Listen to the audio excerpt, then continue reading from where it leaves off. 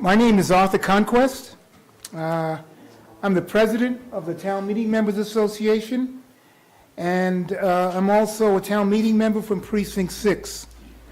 I want to welcome everyone who is here this evening and those who are in our viewing audience.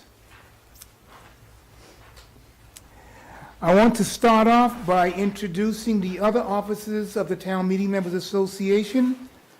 Please stand or raise your hand when I mention your name. George Abbott White is the vice president. George, you here? I'm in charge of vice. Let the record show, Sean. Corresponding secretary is Harry K. Friedman. Ernest Frey is the recording secretary. No, he's right here.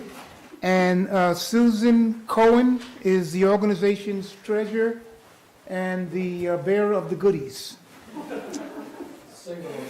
Okay, for which we thank her. Even though I've mentioned this on many other occasions, I'd like to remind people here, as well as our viewing audience, the purpose of the Town Meeting Members Association are as follows. 1, to serve all town meeting members as a nonpartisan, non-advocacy-based association. 2, to foster open, efficient, and effective participatory and democratic governance in the town of Brookline, and to discuss the understanding of town meeting members and their constituents of issues facing Brookline, which may come before town meeting. 3, to gather, develop, and disseminate relevant information about town issues to town meeting members and their constituents for the purpose of providing an informed discussion of issues at town meeting. And 4, to consider ways to improve the structure and process of town meeting, its efficiency, collegiality, and the effectiveness, and to encourage broad participation of town meeting members. I also want to recognize Michael Sandman, Chair of the Advisory Committee, Joanna Baker, I'm not sure she's here yet, Town Meeting Member from Precinct 13, and Betsy DeWitt, President of the League of Women Voters. All of the folks who have made this evening possible. The New England Town Meeting is one of the purest expressions of democracy in the world. The tradition dates back to the earliest times of our settlement. Citizens have an opportunity to openly discuss and debate the issues affecting them, and by their vote direct how those issues will be managed for the coming year. The warrant is intended to notify the voters of the nature of the business that is proposed for town meeting to act upon. It is the resolution that the meetings vote to adopt or reject as its action on that item. The agenda for the business portion of town meeting is contained in the town warrant, which is a document issued by its members of the select board ordering inhabitants of the town to gather together to conduct the town's business.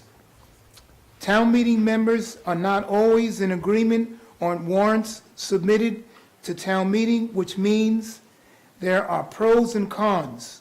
Forums like the one being presented this evening gives the town meeting members and the general public an opportunity to present their views on the warrant articles that are being submitted at town meeting. This forum is a debate. The audience present will have an opportunity to participate by posing questions to the petitioners.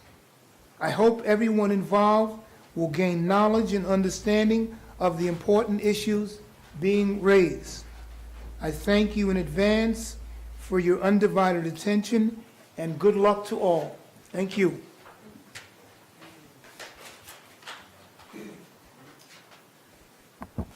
Hi, welcome everybody from the League of Women Voters, one of whose main missions is to educate voters. Voter education is part of the core of the league. I'm just going to mention in passing that in 2020, next year, the Brookline League of Women Voters will celebrate its 100th anniversary, so keep tuned. You will see and hear more from us about that. I'm going to give you a very brief overview of this forum and acknowledge that it is being, we understand, being live broadcast and also taped, so will be available to people who cannot be here with us tonight. There are 8 articles, and 4 have 2 speakers scheduled. We've tried to allow time for questions, and for the record, we have a portable mic, which we will carry around so that if you need to ask a question, you raise your hand and we'll bring the mic to you. We are planning, we hope, to get through this in a reasonable amount of time. We've given timed agendas to our speakers, and we have our fingers crossed that we're going to be able to get through it. And now I'm going to hand over to our moderator, Sean Lynn Jones, the recently retired chair of the advisory committee, who will steer us through this very dense list of warrant articles. Thank you very much, Betsy. I'd like to first thank the League of Women Voters and the Town Meeting Members Association for sponsoring this event and for inviting me to serve as the moderator. I won't offer a long introduction. I think you understand the purpose of this event. I will say 3 things about the warrant for this November. Town meeting really confronts an unprecedented challenge. First of all, there are almost 40 articles that it will need to consider in November, December, who knows, maybe January too. I'm not quite sure when these town meetings will finally end. But in addition to the sheer number of warrant articles, almost every one is extremely consequential, either in terms of amending our bylaws and regulations, changing our zoning, or directly or indirectly affecting taxes, fees, and budget appropriations. And third, Mr. Conquest has a talent for understatement, and he pointed out that we don't always agree on everything. I think with these warrant articles, it's fair to say that there are strong feelings on both sides of the question, and there will be some vigorous discussions and debates. That said, I think it's very important that every speaker adhere to the limit, which I understand has been set at 3 minutes. And I will hold people to that so that we can indeed get out of here at a reasonable hour tonight. And I also will ask when we get to the questions, that questions be kept to under 30 seconds and actually be a question, not a speech.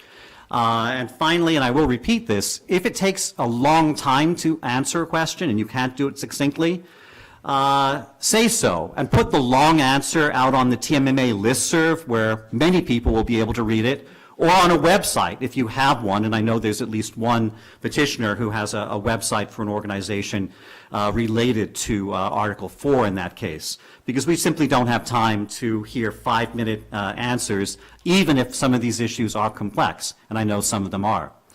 So without further ado, let's turn to the first warrant article on the agenda, and that pertains to an appropriation for the Driscoll School. And I'll recognize the petitioner, Scott Ananian, to explain the article to us. There is no debate on this article, but there will be plenty of time for questions if Scott adheres to the time limit. Thank you.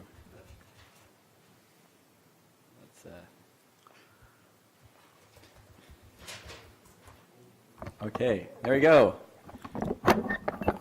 Get everything set up here. Hello, my name is Scott Ananian. I'm a town meeting member from Precinct 10 and one of a number of petitioners for Warrant Article 4. And that's my daughter there. This is an excuse to put my kids on slides. So Warrant Article 4 is for funding a fossil fuel-free 4-section Driscoll school project. That's a lot of Fs. And it urges town meeting to approve a $115.3 million appropriation to reconstruct Driscoll so that it can open for student use in January of 2023. So let me briefly present the need. This is material which will be familiar to many of you. next slide was actually originally from the November 2018 school committee, which was presented in the December town meeting, and we went over this material in May as well. So a number of substandard spaces in Driscoll. At the top, the disabilities classroom with a number of students have to occupy the same space. That actually violated Massachusetts state guidelines, and so we had to fix that for this year, but that resulted in one of our BEEP classrooms moving out of the building in order to make space. On the top right is our literacy specialists, and they just have to meet out in the hall. There's no space for them. Down on the bottom left, you see the nurse's office. Equipment for the nurse has to be stored, again, out in the hall. There's no space for it. And we are very clever and creative in putting things like copy machines at the top of staircases because there is no other place for them. Driscoll has the largest middle school class sizes in the district and some of the smallest size middle school classrooms. And not just that, there's structural infrastructure problems with the building as well. In particular, the HVAC system is on its last legs. We've been sort of nursing it along, but at some point it's going to break down beyond repair, and that's going to cost millions of dollars to fix if we can't move to a new building in time. So I will certainly answer questions about some of those needs later if you have them, but let's move on to the new building. A very large building committee has been working for years now on this design through schematic design processes and things which have been before town meeting in the past. And this is the new building that's proposed. It's a fossil fuel-free building. You note there's photovoltaic solar cells on the roof there. And the important thing to know is the outline up at the top left there is the existing Driscoll building. The new building is going to be built in the playfield for the existing building. And so we don't have to find another place for the kids to be while this construction is underway, which is really important in town because we don't really have other places to put kids right now. And so the building is going to be built in the playing field, and then in January 2023, they're going to go home for one weekend and come back in a brand new school building, and then we can start tearing down the old building and rebuilding the playing fields for the kids where it used to be.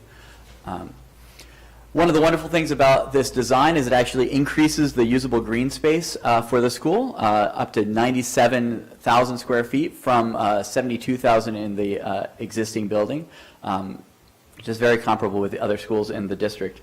And so it's a wonderful design. It also has a number of sustainability environmental features.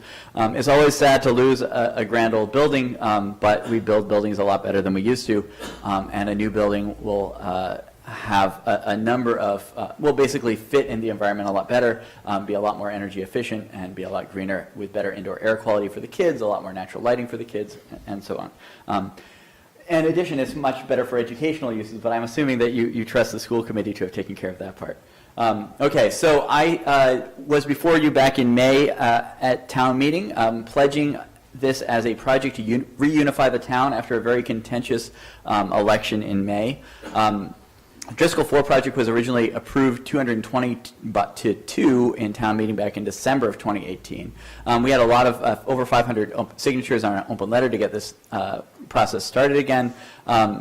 It passed by, the Driscoll resolution passed by almost 3/4 in town meeting in May. The capital subcommittee of the school committee endorsed a 3-school plan, including Driscoll 4, on September 10th. And the full school committee unanimously voted in favor of Warrant Article 4 and the Driscoll 4 project on September 26th. And we can go over their exact language, but as part of a comprehensive plan to solving overcrowding in both North and South Brookline.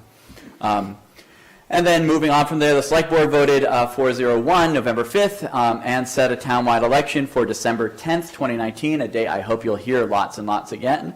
And we have, fulfilling the pledge I made back in May, we have school and precinct captains from both the yes and no sides in the previous election, and you'll be hearing from them, I hope, at town meeting as well.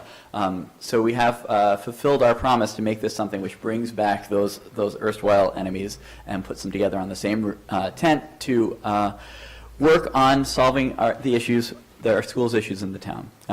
The organization running the campaign is called Build Brookline's Future. It deliberately doesn't just say Driscoll in there because we're trying to build an organization which We'll work on Driscoll. The next school project is going to be Pierce, and then whatever's next to continue to solve the issues in town. So building for the long term, not just for this one-off project.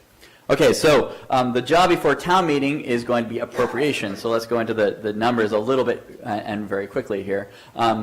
So unfortunately, the project's been delayed by almost a year, and construction cost increases in the Boston area have been enormous. So this is the Massachusetts School Building Authority's school construction cost data, and you can see in fiscal year 2020, the increase is 15.7%, which is enormous. For more comparable projects in this local area, between the original bid date for Driscoll and the present, there's roughly a 10% escalation. That's a sad consequence of the failed vote in May.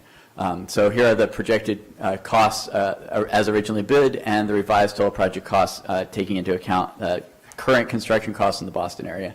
And again, that's a 10% escalation. So the motions that are going to be before you are following. So the current select board and advisory committee motion is actually still for the original $108.8 million amount, not taking into account the construction cost increases since the project was bid.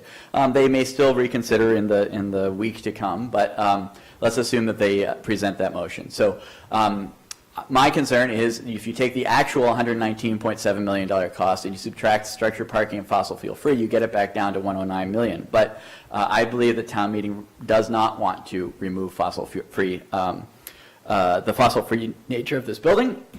And so if you re-add to that the original fiscal year 19 cost for the fossil fuel free building, and that's done based on advisory committee opinion that the actual cost of making a building green has decreased over the past year instead of increased. So we can actually, it should be an exception to the general 10% increase. And that leads us to the $115.3 million motion, and that motion will have an explicit fossil fuel free clause reaffirming what town meeting had indicated in the schematic design. And so the motions before you will be the petitioner's motion, $115.3 million with a fossil fuel free clause. And if the select board and AC do not reconsider, a motion for $108 million without a fossil fuel free clause. And that's the language. I'll leave that on the screen for you, but I will just conclude by saying, urging you to please vote yes for the petitioner's motion on Warrant Article 4, and of course yes in the townwide vote on December 10th, and you will hear lots more about that, and please tell all your friends. It was not our choice to have a December election. My preference would have been for a November 5th election to maximize turnout, but December 10th is what we've got. It fulfills the spirit, if not the letter, of the town meeting resolution back in May, and so it's our responsibility to do the best we can in turning out as many people as possible on December 10th. Thank you. Thank you very much, Scott. Just to clarify, although many people are well aware of how this works, in case anyone isn't, the article would appropriate the funds for a new Driscoll school. The vote on December 10th would raise the taxes that would be appropriated. And you need to do both in order to move forward. But one's a matter for the public vote, and one's a town meeting vote on the appropriation as just described. We'll open it up to questions now. Betsy DeWitt has a microphone. If you'll raise your hand if you would like to ask a question, she will hand it to you so we can all hear you. So we have no more questions about the Driscoll School. Are we sure? Well, I'll ask one, because I think this is probably worth just getting out there on the record, because people ask me this. Why do we have to tear down the existing Driscoll School? One of my neighbors accosted me on the sidewalk just this week and said, what's really going on here? Yeah, so should I take your advice and say, this answer is on our website? But since I do have a little bit of time, I'll answer briefly. The building committee, those wonderful people that I had here, considered that. They considered, I believe, 4 or 5 different designs, including renovating the existing building. Unfortunately, one of the major concerns is that the existing building is not built to modern earthquake codes, believe it or not. And the cost of bringing it back up to code is really prohibitive. So when they came down to renovating the existing building into a 4-section school compared to building a brand new building, the result was roughly comparable cost within a couple $1 million, and renovating the existing building was going to leave you with a building which was not fossil fuel free, which was leaky, which still had a lot of compromises in the design. And so the building committee had decided that all things considered, it was a much better value for our money to build fresh and fix some of these issues and make sure it's compliant with modern codes. The other thing to say is I think at the Coolidge Corner School, we've shown a great commitment to preserving our past, and so just because it's a new building doesn't mean that we've got to leave all of the old building behind. I hope that some of the spaces in the new school will preserve the names that have been given in the old school, in particular the auditorium, which is named for Carol Schraft, and the Arts Equinox projects at Driscoll have been going on for years and years and years. Many of them have left traces in the building. I'm hoping we can bring all those and many other things along with us. We have a question. Fill the space. I do that. Thanks, Betsy. Could you identify yourself? If you are a town meeting member, say that. If there's any way you want to George Abbott identify White, yourself, do that. Precinct 9, town meeting member. Scott, I'm going to assume that both the teachers and the Brookline Educators Association have been involved in the design of this new school. Is that correct Is assumption? that a question? Yes, I believe so. I talked to Susie Talukdar, the principal of Driscoll, regularly, and I believe I'll have to check our endorsers list, but I'm not going to commit to that. But certainly they've been supportive. Okay, good, thanks. It's David Lescourier, town meeting member, Precinct 11, and the advisory committee's member of the building committee. And during the design process, the consultation between the architect and the designers and the building committee was alternating weeks. And I would say that the architect in the process with the teachers exceeded in both effort and hours what we were able to do. And we could hear from the presentations at the building committee that there were many, many ideas and recommendations coming from the teachers that dramatically and positively affected the design.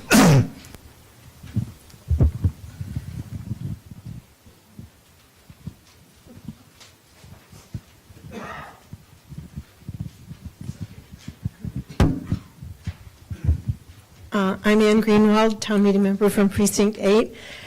I just have one question. I'm very supportive of this project, but I wanted to know what the impact on the education is going to be of the children while the construction is happening right next to them. Yeah, that's a good question. I mean, I think it's fair to acknowledge that this is a sacrifice that the Driscoll community is making for the good of the town in many ways, right? The long-term building is going to be wonderful, but the next couple of years of construction going up to 2023 are going to be disruptive. There's going to be traffic impacts, and most importantly, the green space is going to be occupied by a building under construction. So there have been already some discussions about how that can be mitigated, both in the construction noise and safety issues, as well as perhaps using some of the nearby parks for green space while the green space at Driscoll is unavailable. But I think it's fair to acknowledge that this is a sacrifice that community is going to be making. I think we have time for one more question. Joe Robinson, Precinct 4. Is that going to be enough space? Within a year or two, you're going to run out of space? So it's part of a comprehensive plan that the school committee has been working on. Certainly, the next project is Pierce, and so between Driscoll and Pierce, it's going to add a decent amount of space. Driscoll is basically the first project that we can get completed because it's shovel ready right now. It's not going to be the last project that we need in town, as I recognize some faces in town around here, there's a Newberry study committee discussing the possibility of siting a school on the Newberry site. So as those things come up, hopefully the town will continue to work to address those needs. And speaking as the yes campaign for this ballot question, we'll be there to support them as well and make sure all the projects that the town needs are accomplished. Scott, in the 30 seconds or so that remain, could you just follow up by saying anything, if you can, about what the latest enrollment figures suggest about future trends and needs? So the school committee still has a number of enrollment studies out. This year's data. Yeah, so this year's data is roughly flat with last year's data. Speaking only for myself, my very simple model seems to indicate that enrollment is likely to stay roughly flat for the next 4 years. Of course, longer-term planning is what really is important, and that's what the MSBA and the school committee are working on. But I do think that we have a little bit of a window here to get Driscoll and Pierce done and figure out what's next before we're swamped, at least. Okay. Thank you very much. We'll move on to the next article on the agenda, which is Warrant Article 5. This article pertains to giving the Select Board the authority to sell 3 parcels of property on Oak Street that were acquired in connection with the possible construction of a new school at the Baldwin School site. I think it's fair to say that nobody at all knows more about this particular transaction and the history of this issue than former chair of the Select Board, Neil Wyshynski, who also happens to be one of the co-petitioners for Article 5. Oh, I'm told they want me up there.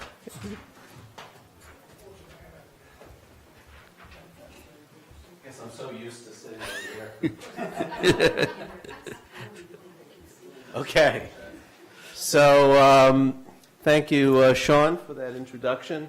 And this is perhaps a leftover from the last override campaign where we were trying to get authorization to build a school to expand the Baldwin School. And as part of that project, we did something that made sense for that project, but perhaps doesn't make sense for anything else.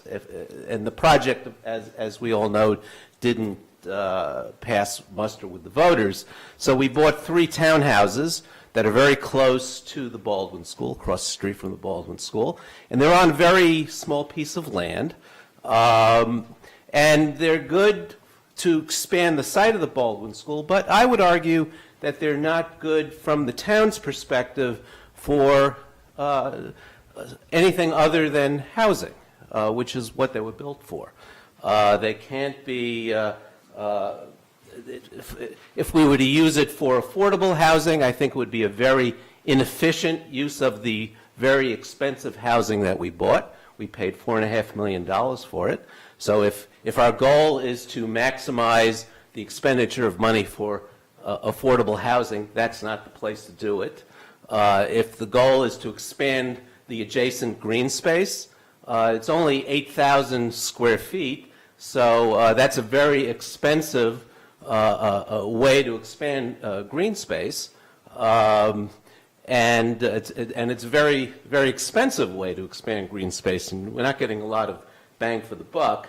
And in terms of holding it for other purposes, I can't think of any other purpose that the town would use it for. Perhaps if we wanted to lure another town administrator, might be housing for that, but I would suggest even that isn't a good expenditure of funds. So I think the best thing for us to do is to face it that those townhouses were good for the Baldwin School, but we can better utilize those funds elsewhere, and we should analyze it and perhaps sell those properties. Now, the warrant article is an authorization to sell. It doesn't require the Select Board to sell. It just allows them to sell. And we would hope that the Select Board would do a very comprehensive analysis and come to a decision on whether or not it makes sense. And this gives them the authorization to do it. Thank you very much for such a concise explanation of properties that have a long history, a complicated history. Are there any questions regarding this warrant article? Linda, I think, had her hand up. If you could give her the mic, Betsy. Thank you. Can I ask 2 questions? Could you identify yourself? Sure. I'm Linda Olson-Pelkey, a Whether town... I have the answer is another story. Yeah, right. So my first question is, do we have any idea if the current Select Board is interested in pursuing the sale? And my second question is, what is the debt service that we're currently paying on those townhouses? Currently, we are paying interest only,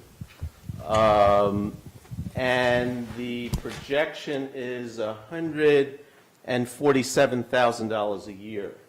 And I think we can go for another year or two of interest only, and then we have to start amortizing the purchase price like you would with a mortgage. And if we start amortizing the purchase price, we would have to be, an estimate of the debt service at 3% interest would be about $300,000 a year, which I would argue we can better utilize elsewhere. And some have said that, well, we should hold on and rent the properties.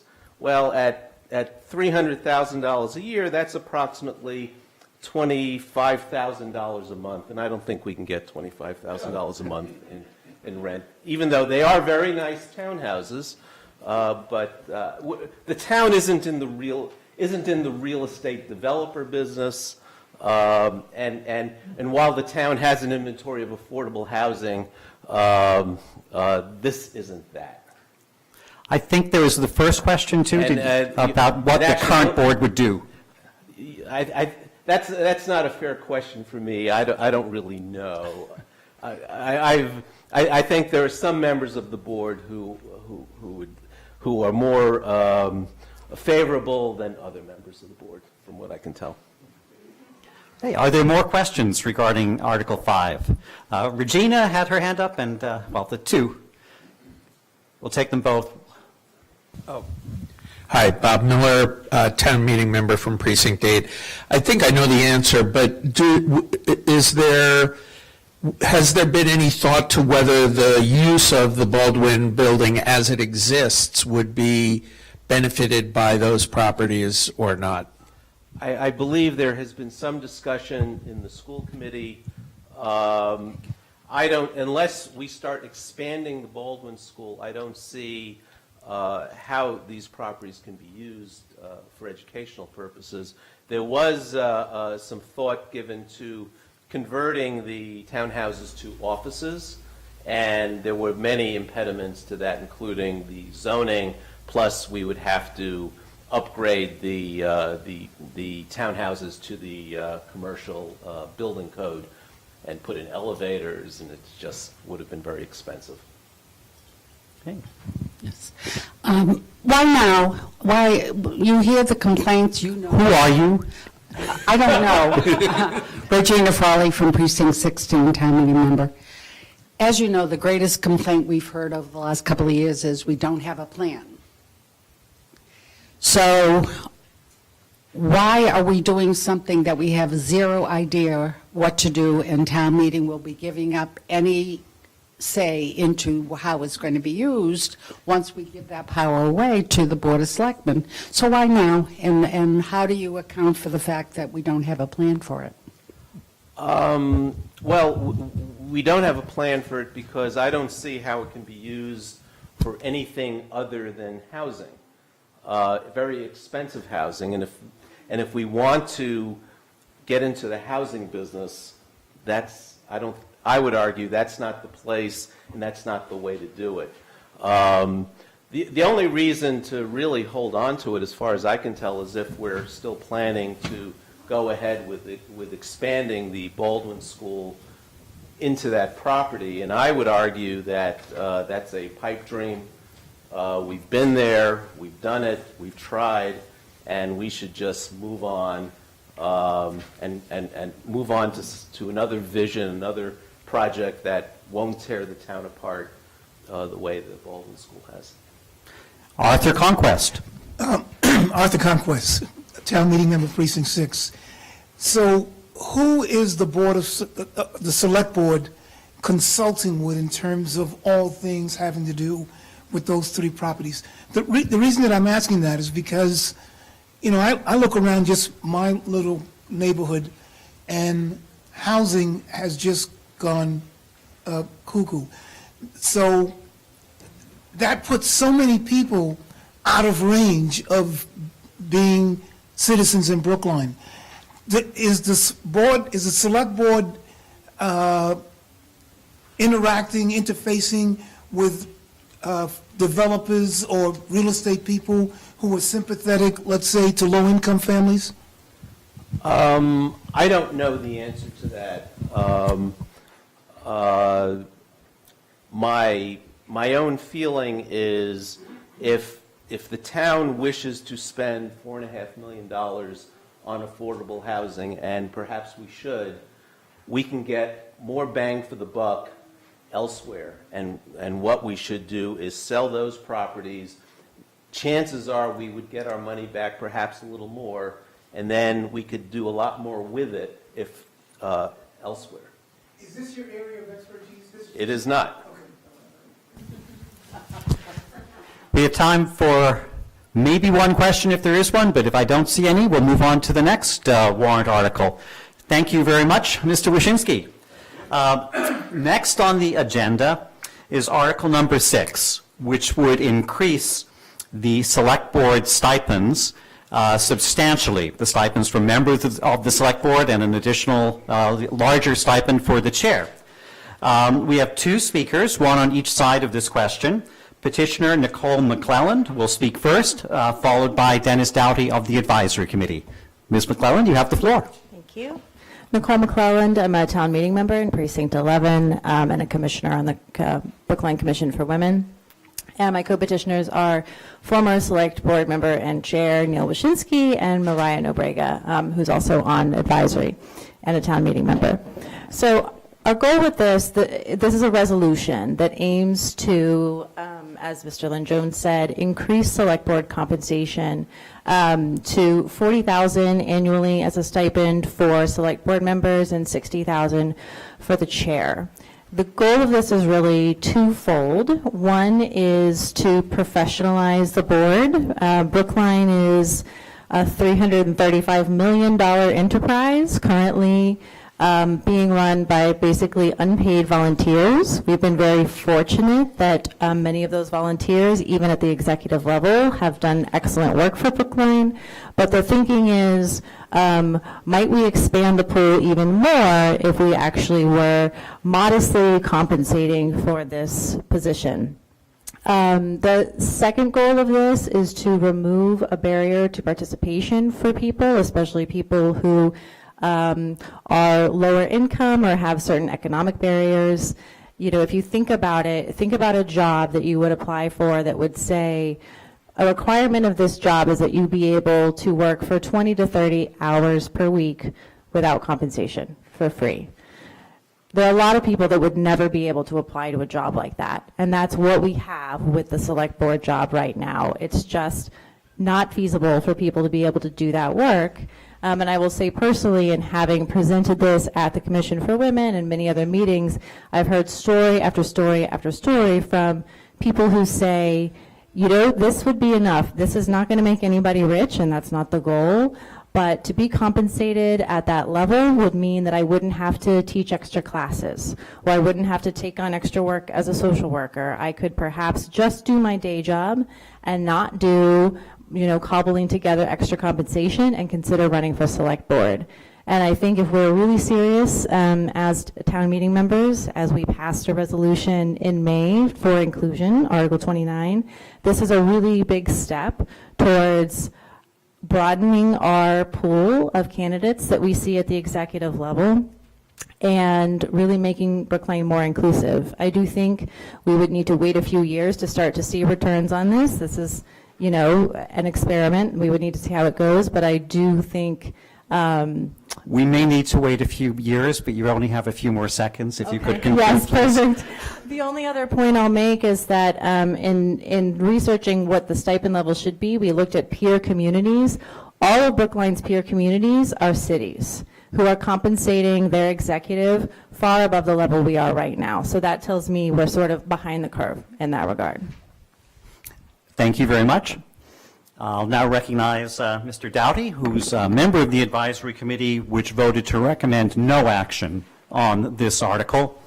And just for the record, I'll point out that the Select Board decided to make no recommendation, given that they have an obvious financial stake in this question. They did the ethical thing and did not make any recommendation at all. Mr. Dowdy. Thank you, Sean. Dennis Dowdy, Precinct 3, Town Meeting Member, member of the Advisory Committee, and I guess as the first person speaking in opposition to any article tonight, I am your designated curmudgeon. The Advisory Committee expressed considerable agreement with the petitioner's characterization of the current concerns with the Volunteer Select Board. However, by a roughly 2-to-1 margin, we did not support the provisions of Warrant Article 6, and there were several reasons expressed. One, as proposed, the warrant article is inequitable. There are many boards and commissions which rely on considerable volunteer commitment. And what makes the Select Board so different? Petitioners argue that the Select Board is considerably more demanding from a time perspective and requires the participants to assume personal risks that are not absorbed by members of other committees. And that is clearly true to an extent, but the commitments required by the school committee or the ZBA and others are onerous as well, and the Advisory Committee thought it unwise to make these distinctions. Number two, it is an interesting idea, but it is nowhere near enough money to substantively change the incentives around running for the Select Board. And consider the following. Campaigning is expensive, and it will almost certainly become more expensive if this position becomes more highly compensated. And the people we would hope to attract via increased stipends are the exact people who are unlikely to have the money to mount an increasingly expensive campaign. And it's not like the expense is going to get reimbursed if they don't win, because they won't receive the stipend if they don't win. This proposal is therefore a speculative way to increase economic diversity on the Select Board. Three, if the concern here is that the Select Board is undercompensated for what is essentially a full-time political job, is it reasonable to compensate someone at only $40,000 annually? And if we're not willing to provide full-time compensation, can we really predict that these increased stipends will actually change who will be attracted to the job? And how will we measure whether we were effective? Petitioners have offered some anecdotal evidence that some parents of small children who currently feel excluded from the Select Board might be attracted to the position, but failed to articulate a distinction between the Select Board and the school committee with respect to how one of them manages to attract parents and the other doesn't, although both place rigorous demands on participation. And finally, isn't this really a charter question? In other words, isn't this an end run towards turning Brookline into a city or towards changing the organizational structure such that instead of a town administrator, Brookline has a town manager instead? And while there was support on the Advisory Committee towards exploring a stronger town manager role, and there was much antipathy on the committee towards using this warrant article as a means toward that end. And so by a vote of 9 in favor, 16 opposed, and 2 abstentions, the Advisory Committee recommended no action on warrant Article 6. Thank you. Floor is now open to questions, and you may address your question to either speaker, but whoever you address the question to, I will give the other speaker a chance to comment as well in the interest of equal time. I'm still Virginia. Precinct 16. I was at a meeting last night at the Board of Selectmen until about 1:15 in the morning. I was there for 6.5 hours. Somewhere around a little after midnight, because they were way behind in their schedule, somebody stood and they were admonished that, we have day jobs here, so make it quick. So I have been trying to figure out how the current Board of Selectmen, just as an example, would give an hour more of their time when they hold full-time careers, most of them, and have other lives. I don't think this will be that incentive. That's point one. Point two. Asking a question. So do you think that the worst-case scenario would be getting somebody who wants that $40,000 on the board, and we can't get rid of them because they want the money? We'll let the petitioner tackle that one first, and if there's a comment from the other side, we'll take that too. I was hoping that you could go first so I could think about how to answer that.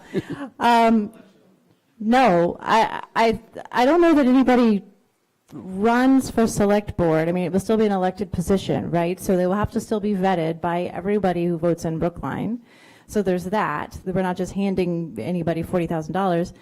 And that's not enough money for somebody to take on this onerous, very challenging job for $40,000 a year. I just don't see that being sort of a high risk that we have. And what was your other? Yeah, that was the only question. Conceivably, there would be people who find 40,000 a very acceptable amount of money. Mhm. So the question is, when we want, I hear over the years. There's many different boards where somebody says, God, I can't wait for them to go away. Present company exempted, of course. And I could see that as an incentive for somebody to never leave, keep running, and we know about elections. It's not all about being vetted properly. There's a number of variables that go into it. So I'd hate to see that as something that would encourage somebody who we want to get rid of, who won't go away. Yeah, I would recommend voting them out as we would with somebody who is not compensated. Did Dennis Dowdy want to comment briefly on that question? Very briefly, I agree with the petitioner on almost everything that she said there. I actually think, in response to Regina's original statement, the worst case scenario associated with passing this is that this isn't really enough of an incentive to encourage new people to run for the position. It is merely an additional stipend to the people who would already run, and therefore we wouldn't be getting any more value for our dollars. Mike Sandman. Mike Sandman, town meeting member number 3 and advisory committee member. Nicole, Dennis raised the point about the school committee being able to attract people to run who have full-time jobs in many cases, have children in the schools. One of the concerns that you have is the demographics of the select board, but the school committee has 5 of its 9 members have children in the schools. And I wonder if you can differentiate, what differentiates the select board in your mind? Why is there more concern about that than there is about the school committee, and why is the school committee able to do it and the select board not? I think if you're going to choose to make a major sacrifice and do this work unpaid for what, the 2 committees that require, or boards that require the most work are select board and school committee, and you have children in the school, you're probably mostly going to end up choosing the school committee. So I think we still have a very small pool, and of that very small pool of people willing to do this much work for free, the ones with young children tend to end up in school committee because they have such a vested interest in it.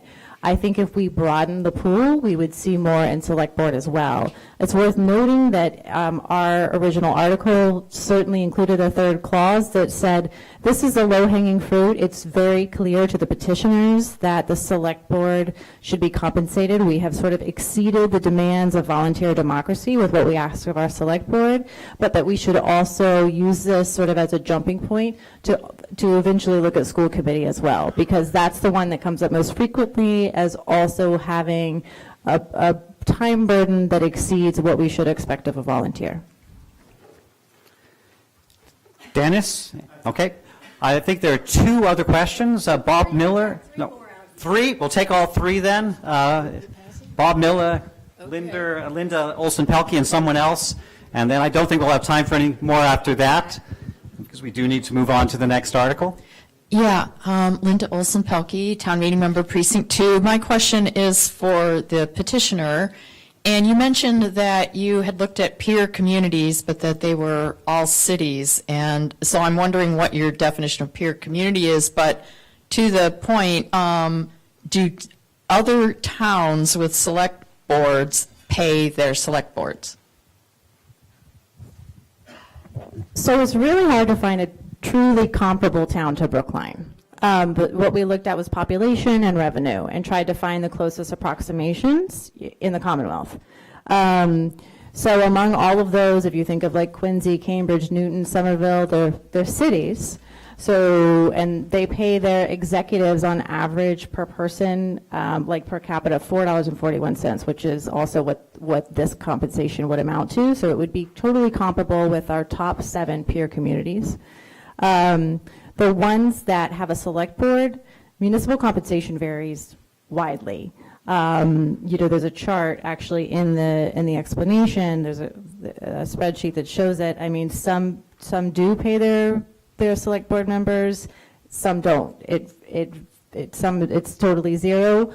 A lot have taken it away, and then other municipalities recently have voted to increase it. And I think it really depends on sort of the the scale of the operation you're expecting the executive to manage. And those that are comparable to Brookline in terms of the size and magnitude of the problems to solve, the revenue managed, and just the sheer volume of work are all paying their executives more than we are.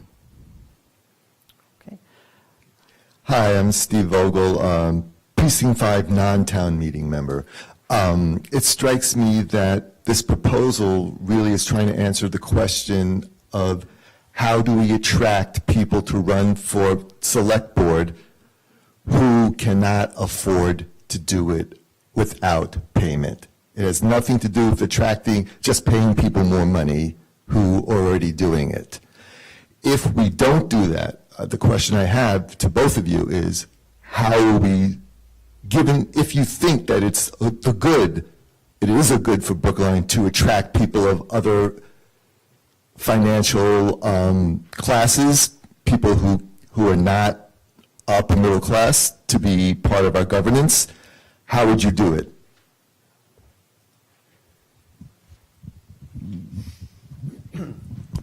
Well, I think that, I mean, I don't know that there's a really good answer to that question, but one of the things that has been discussed at many of the hearings is, I mean, if you look at the history over time of the level of commitment that's been involved in participating on the select board, it appears to have gotten significantly more demanding in recent years. And so some of the questions, and this was what came up in the question about whether there's a charter issue involved here, if we reduce some of the day-to-day burdens on the select board, it may make the job more attractive to some people, and that could be done in one of the ways might be to, increase some of the responsibilities for a town administrator or town manager.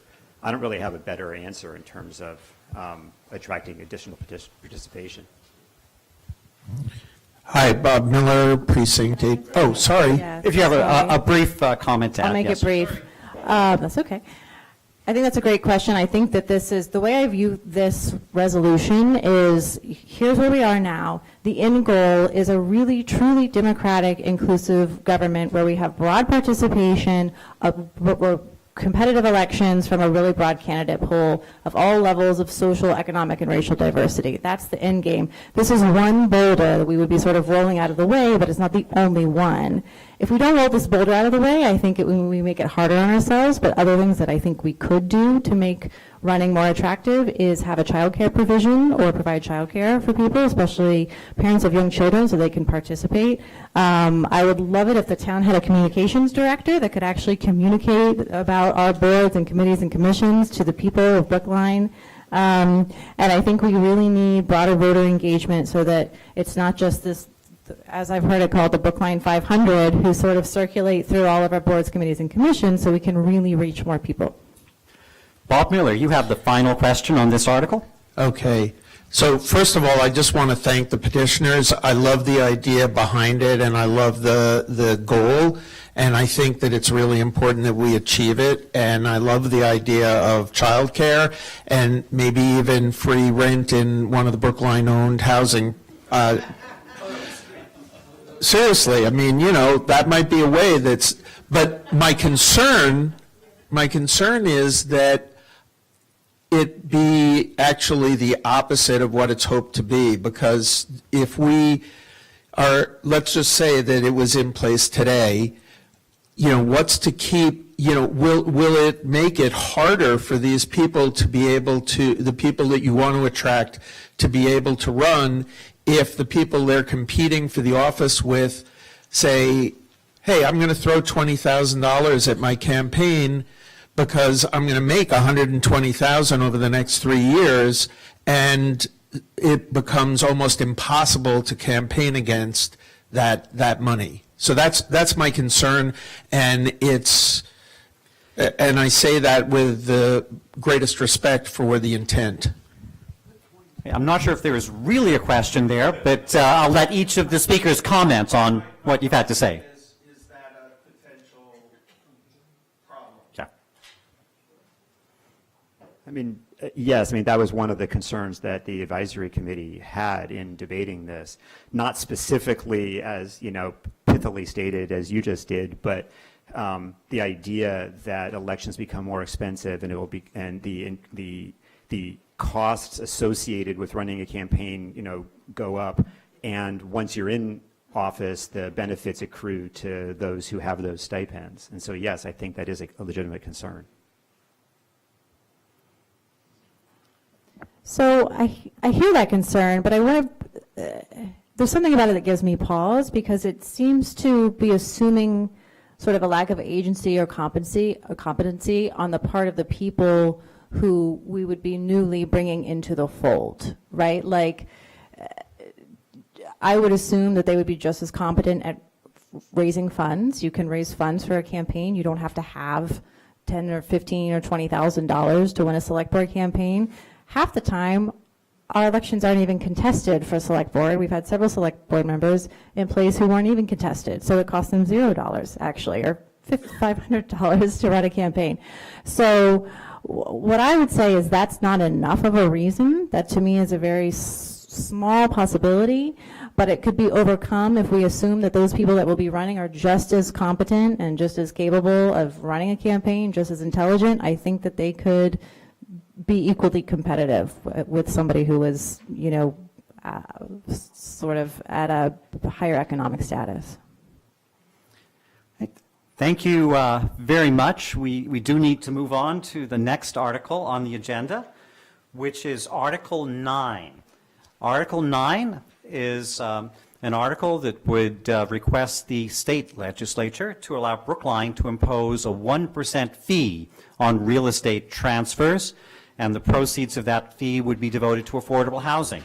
We have two speakers, one on each side of this issue. One of the petitioners, Deborah Brown, will speak first, and will be followed by Dennis Doughty of the Advisory Committee, which is recommending a referral motion, I believe, on this particular article.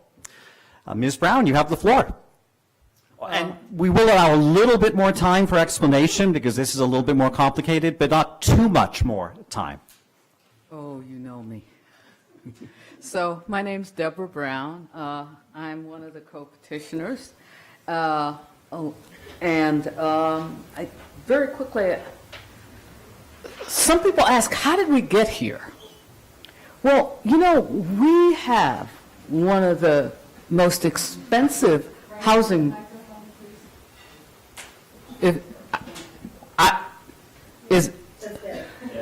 Okay, we have one of the most expensive housing markets in the country.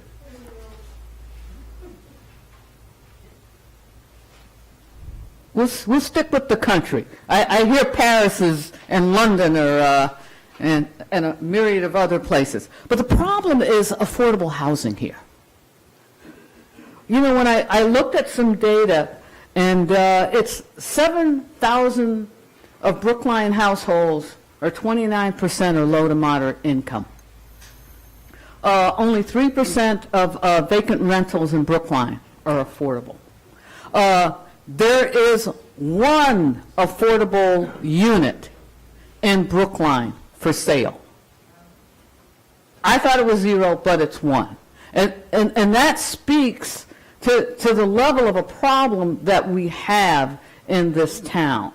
Even when you think about the fact that, 47% of renters in Brookline can't afford the units that they're in, we have to do something. Now, some people are going to say, we have this group that's actually looking at it. And we've been looking at it for a while. And I asked two basic questions before I started asking people about this warrant article, and it was, do you have a work plan? And do you have a timeline for making some recommendations? And the answer was no. And it was at that point that, folks pulled we started thinking about it, and we decided to proceed. So that's sort of the backdrop for it. But we covered most of what's in it. It really is asking. I've got 5 minutes left out. I'm going to get it done in less than 5 minutes. Thank you. But really, what we want to do is to put Select Board in a position to petition the legislature to simply give us permission to explore a real estate transfer fee. And that's for the sale of real estate above the $500,000 threshold. And we estimate that we could bring in somewhere between $5 million and upwards of $15 million for affordable housing. Now, some of this money would also be used for low-income housing. And Brookline's public housing can desperately use the money as well. So that's the story very quickly, and I will defer the rest of my time. Thank you very much. Dennis Dowdy from the Advisory Committee will present a different perspective.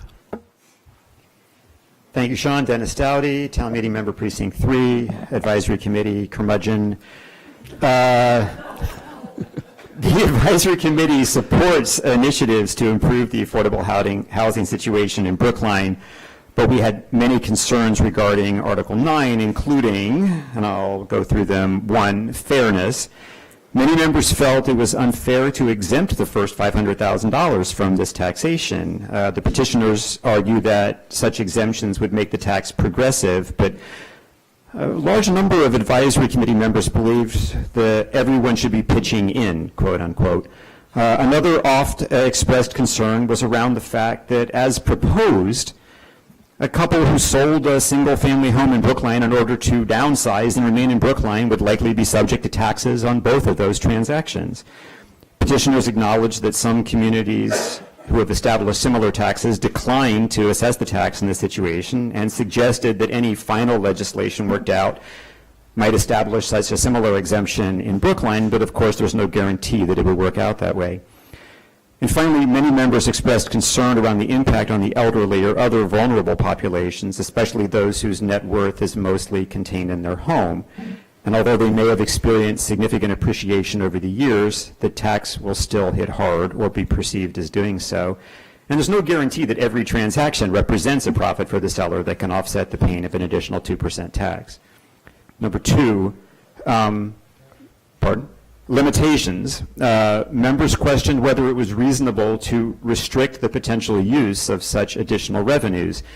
Increasing the availability of affordable housing is an admirable goal, but so is green space, school initiatives, and a variety of transportation initiatives. And this is a lot of money to permanently devote to a single cause, especially when, if you do increase the affordable housing stock, you almost certainly exacerbate the needs for those other items. 3, there were concerns raised about the unusual nature of this particular petition. This home rule petition sets out a set of general public objectives and trusts that future negotiations between the General Court and the Select Board will result in appropriate legislation. And many members of the Advisory Committee would have preferred a more constrained, specific motion to vote on that would be constrained in a very specific home rule position, and accordingly would have preferred more discussion and debate prior to filing this petition. And 4, the process concerns that Deborah raised. A common argument expressed at the Advisory Committee was that we have only recently established the Land Bank Study Committee, which has not yet had time to do its work. And members argued that this form of taxation is clearly within the purview of the committee, and we should be waiting for the committee's recommendations. And so by an overwhelming margin of 19 in favor, 3 opposed, and 2 abstentions, the Advisory Committee recommends favorable action on a motion to refer the subject matter of this article to the Land Bank Study Committee. Thank you very much. Just to clarify, I think I used the figure 1% in the introduction. It's 1% on the seller, 1% on the buyer, which adds up to 2%. And actually, the request would be for a fee of up to 1%. So in theory, it could be less, but that would be the maximum. If you add them together, you get 2%. So are there any questions regarding Warrant Article 9, the real estate transfer fee?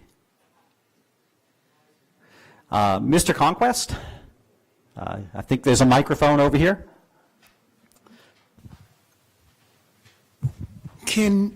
Ms. Brown, can you just give us an overview of the land bank? What is the Brookline Land Bank? You mean the study No, aren't you talking about referring this to the Land Bank Study Committee? Dennis was talking about. So tell me, okay, so what is the Land Bank Study Committee? You wanna do that? It was a, yeah, it was a group that was organized. Well, you want to do it? I can do it because I am a member of the committee. Okay. Well, I'll recognize Linda Olson-Pelkey to answer this question, since it's primarily a background and factual issue here. Yeah, I am a member of the committee. I kind of thought maybe David would jump in here because the committee exists because of David Lescoyer's Land Bank Committee warrant article that we all voted to create a committee on. I guess it was May of 2018. In terms of our product and our work schedule, is we're intent on being done by March. We had hoped for December, but we are not twiddling our thumbs.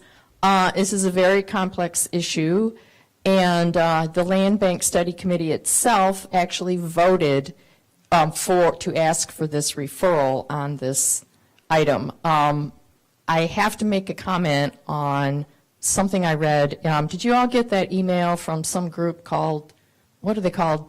Brookline for Everyone or something like that? Okay.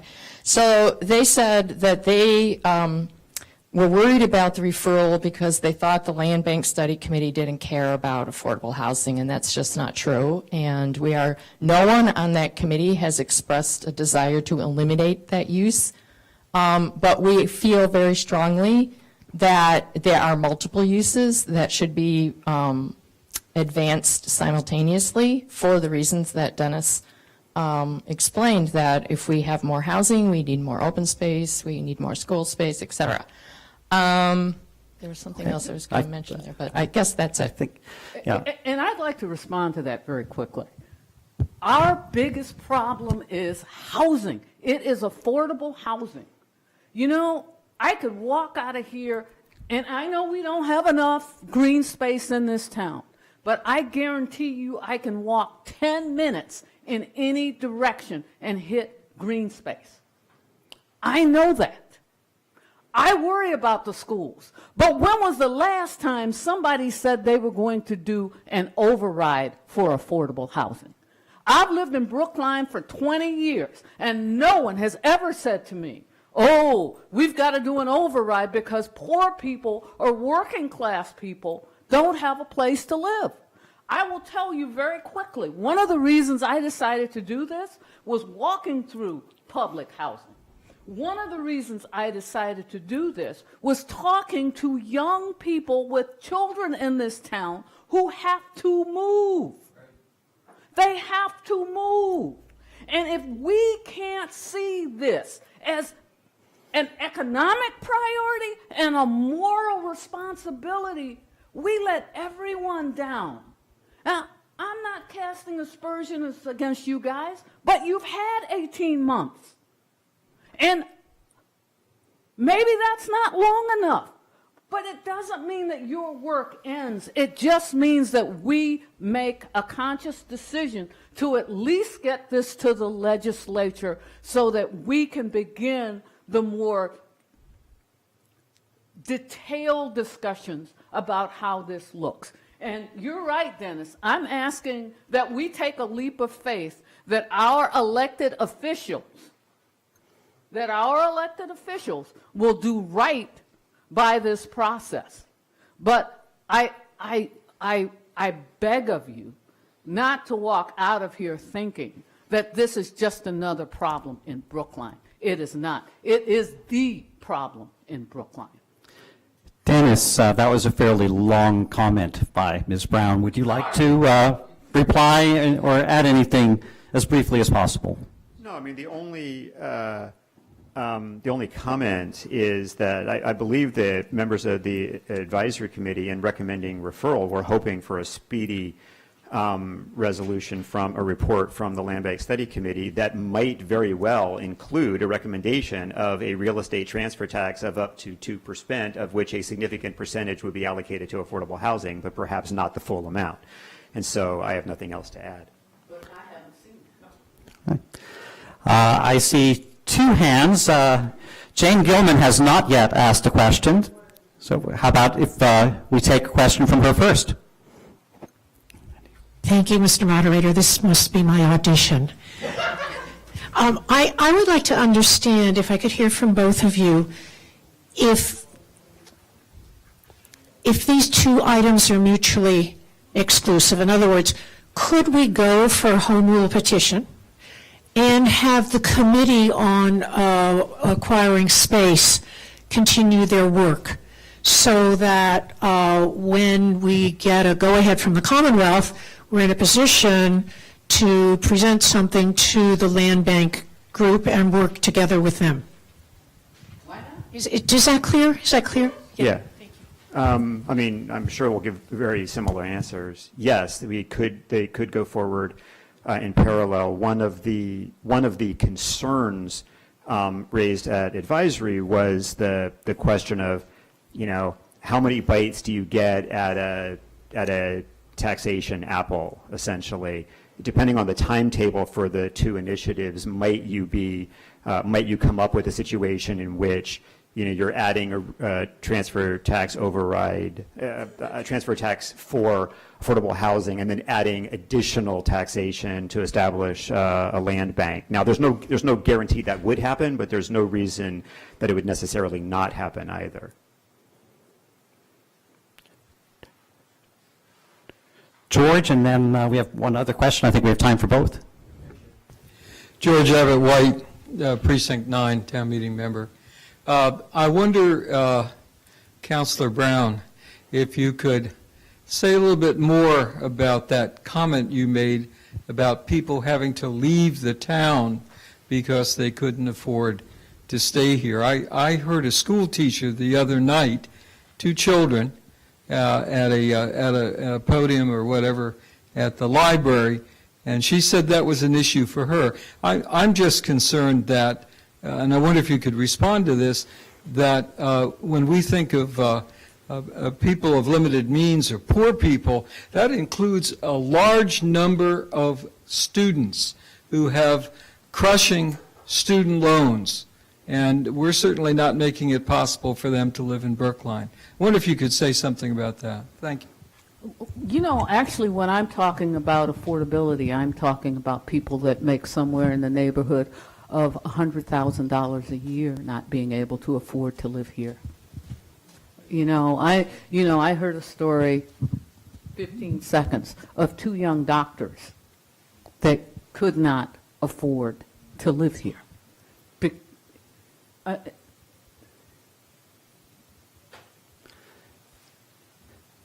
Did you want to comment, Dennis? You don't have to. I think Ann Greenwald had the final question here. Yeah, my question is, can you explain a little bit about what's happening with other towns and cities around the state and why passing this warrant article at this time that it's a very timely situation because of when the legislature is going to take it up? Sure. The legislature is likely going to take this up in January.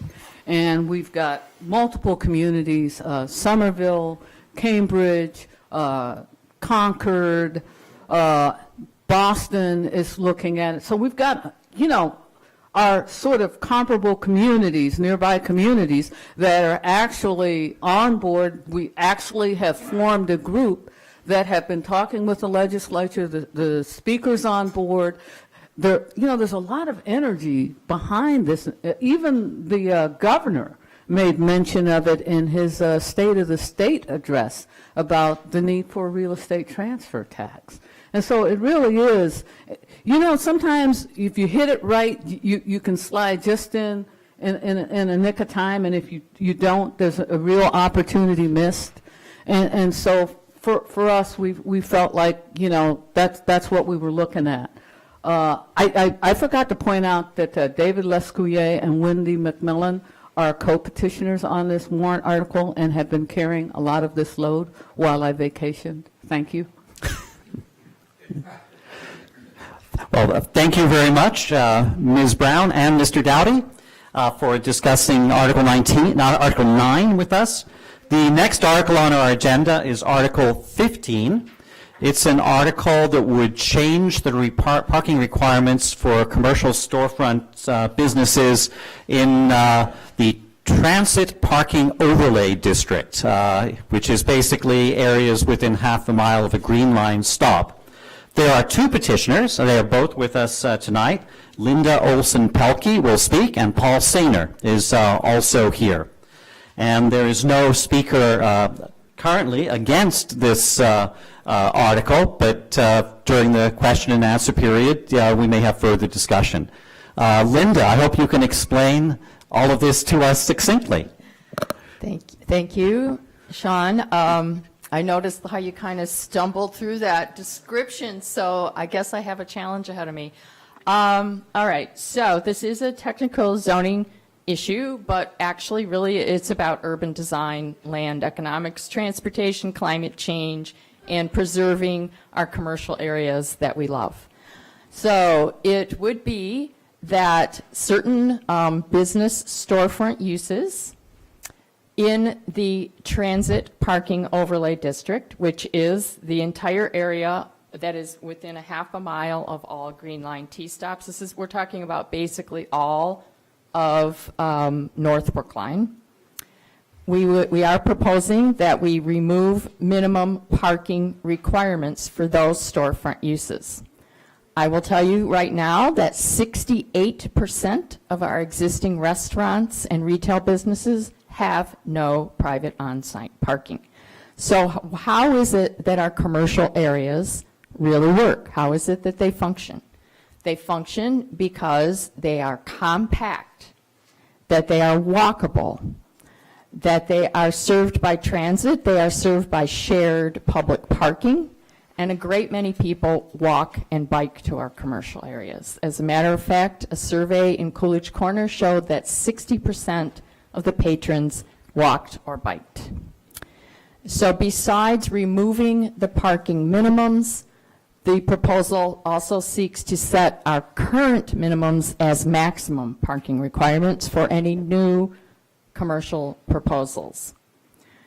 One of the main reasons why we identified this as a problem in our zoning code is that many times when businesses change use, they are required to do what our planning department calls alchemy, to go to get a special permit to waive a parking requirement that they were never going to be able to meet and that did not exist prior to their meeting it. Think about the Japanese tea house. They wanted to put more seating. It meant that the parking requirement went up, even though they're never going to have parking. Then they had to go get a special permit. So this is how we identified this as a problem. Also, the lots are very small in our commercial areas. There is no room for private parking, and private parking is the most inefficient form of parking we could ever have. Public parking, you need about a third as much as you need for private, and public parking supports walking in our business districts. You park once and you visit multiple businesses. You have time to enjoy things. You might spontaneously discover a new shop that you never knew was there. So we have been supported by the Select Board, the Advisory Committee, the Planning Board, the Economic Development Board, Climate Action Brookline, Green Caucus, and all three business associations in the town, the Brookline Chamber of Commerce, the Coolidge Corner Merchants Association, and the Brookline Village Business Association.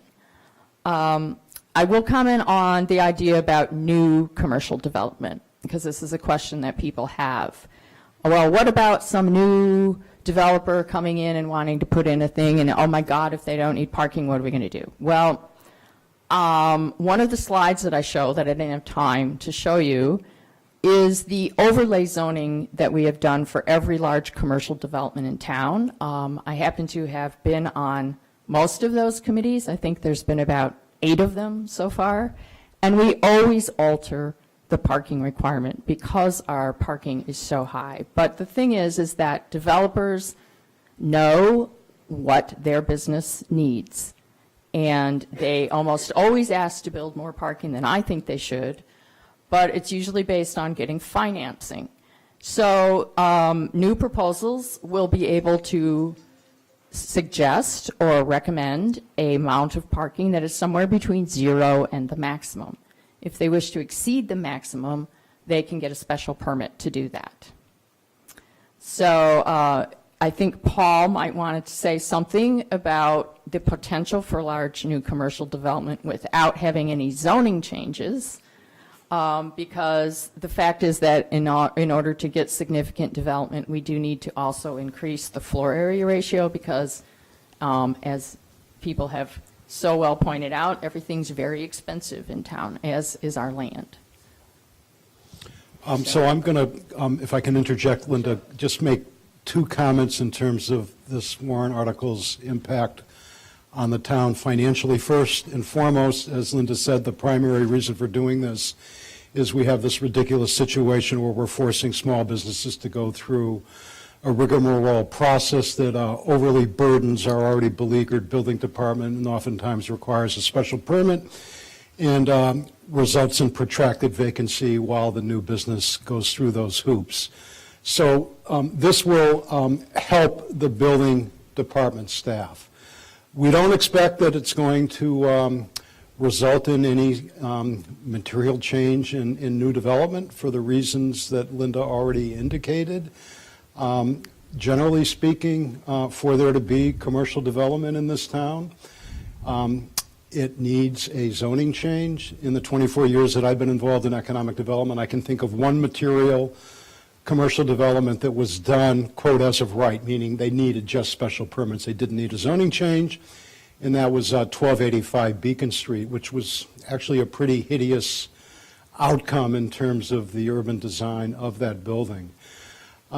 Sadly, I cannot tell you that there's going to be a significant increase in development opportunities in our commercial sectors as a result of this article, because fundamentally that will only happen when there are a more significant zoning change around floor area ratio, meaning the size of the building. I did want to underscore one point that Linda alluded to, and that is from a value proposition, a tax value proposition, we would always prefer to have income-producing space like hotels or restaurants or retail as opposed to parking. Generally speaking, income-producing real estate generates about 5 times the amount of real estate tax as the corresponding amount that a parking space, whether it's in structured parking on a surface lot or underground, is. One other point that Linda didn't mention is that this change will enable something that I think is very important to our commercial area, and that is it will promote more opportunities for sharing of parking, and in particular for private owners that have excess parking. Our hope is that this will open up opportunities for those landlords to lease that parking to others, primarily, hopefully, merchants, employees, so that we can free up as much parking as we can in the public realm, be it in our lots or on the curb. Thank you very much. Are there any questions regarding Article 15? Okay, well, if there aren't, we will move on to Article 19. And you know who the petitioners are if you do want to ask them later if something comes up on Article 15. But Article 19 pertains to what we call accessory dwelling units, but most of us just call them granny flats or mother-in-law apartments or something like that. It is similar to a warrant article that was considered by the 2009 annual town meeting, and because it's a zoning amendment, even though it received a majority in favor, favorable action vote back then, it did not pass. But the petitioner, Roger Blood, has made some modifications and brought it back and put it on the warrant for this town meeting. and he has the floor to explain the details. Although this is a very, very long warrant article, I hope it will be a somewhat shorter explanation. I'm going to try to keep within the assigned 3 minutes or close. Well, Ernie's got his, time remaining signs in his hand, ready and waiting to show them, but, take a few minutes and then we'll open it up for questions. Thank you. So I'm Roger Blood, here for the Housing Advisory Board, and all 7 members of the Housing Advisory Board are the lead petitioners for this article. And as Sean mentioned, the similar article fell 4 votes short of the 2/3 required zoning approval threshold. I don't know, is this better? Yeah. Okay. Hard to believe 10 years ago. And the current article draws somewhat on that prior experience, and also to a considerable extent on a more recent adoption of an accessory dwelling unit bylaw by the City of Newton in 2017. An accessory dwelling unit, a dwelling unit in general, requires having 3 things: a place to cook, a place to sleep, and a place to bathe. So that's the underlying part of this. The other aspect is it's for homeowners, single-family homes, and it must be separate, either within that property or within that property, separate from the primary dwelling unit, and it must be accessory, which means subordinate to that unit. And in one key respect is that it must be no more than 30% or 750 square feet, the lesser of those two, compared with the whole dwelling unit. The purpose of this article, it's a housing purpose. It's to address the evolving housing needs and choices, especially for seniors, although not only, who want to age in place, including to address either their economic needs or social and family needs or health-related needs. The objectives of the article include to increase the diversity of housing choices in Brookline, to provide a non-subsidized form of rental housing that is less costly and more affordable than units in apartment buildings, and to add housing to Brookline's housing stock with a minimal impact on existing neighborhoods. The ADUs in general, accessory dwelling units, have very broad support, and it's grown in the last 10 years, both here in Massachusetts and nationwide. This type of housing and the development of it through a bylaw is rated number 2 on a short list of housing best practices in the recently published Greater Boston Housing Report Card that's put out every year by the Boston Foundation. ADUs are presently authorized in over 100 municipalities across the Commonwealth, and over 2/3 of the cities and towns in Greater Boston have some form of authorization. The specifics vary tremendously.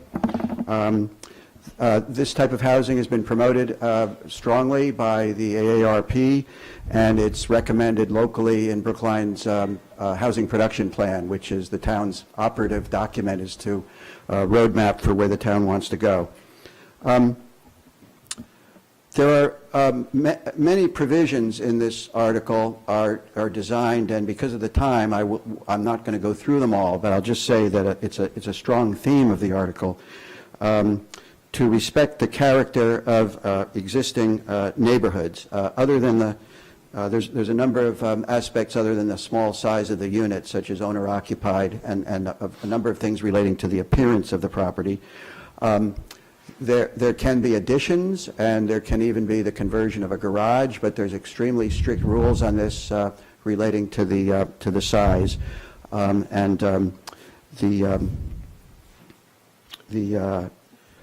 The other theme and provision of this article that I think resonates with a lot of folks, this is designed to provide housing, and there are features here to make sure that it's not something that creates an incentive or a profit opportunity for developers. And again, there's various features that I can answer questions. I won't go into the detail in my brief presentation. And finally, the building commissioner, and he has various duties in terms of the safety of our housing, and he's also the town's zoning enforcement officer. So he has a lot of interest with both of those hats in this article and the specifics of it, as well as the very fact of us wanting to have it. So while he doesn't officially support any warrant articles, we work very closely with him, and his purposes are quite different than the Housing Advisory Board's in seeing this kind of thing favorably. We're looking at it for housing policy reasons, and he's looking at it for health and safety reasons. We all know there's a large number of illegal or unauthorized accessory dwelling units already out there in Brookline. And this article is designed, and it has a special section to create incentives for people when they're informed about this to come in out of the dark and register their units and get them inspected. So that's the second key part of this. I think if I've kept it brief enough, and would love to have questions or comments. Well, that's perfect. We have at least 5 minutes for questions and comments, and I see one here, at least 3. We'll start with Regina, and here, and then Jane. Thank you. Regina Frawley, Precinct 16. Roger, I've run this by a few people in my area. We have very small, modest, single-family homes on very small lots. In concept, they were okay with the idea of accessory apartments, but a question was raised: how do you prevent this from making the neighborhood a two-family neighborhood, changing the zoning? And I don't know the answer to that, and I hope you do. Well, there's a whole section of specifics in terms of the physical appearance of the house. In fact, it goes into more detail than some folks thought. We borrowed that section almost literally from Newton for the purpose of assuring that the aesthetics and the appearance of the home would continue to be a single-family house. One of the real questions, for example, some folks even on the HAB wanted to ask, why can't you have the second entrance facing the street? And that's prohibited. You have to have a second entrance and egress, but it can't be facing the street. You have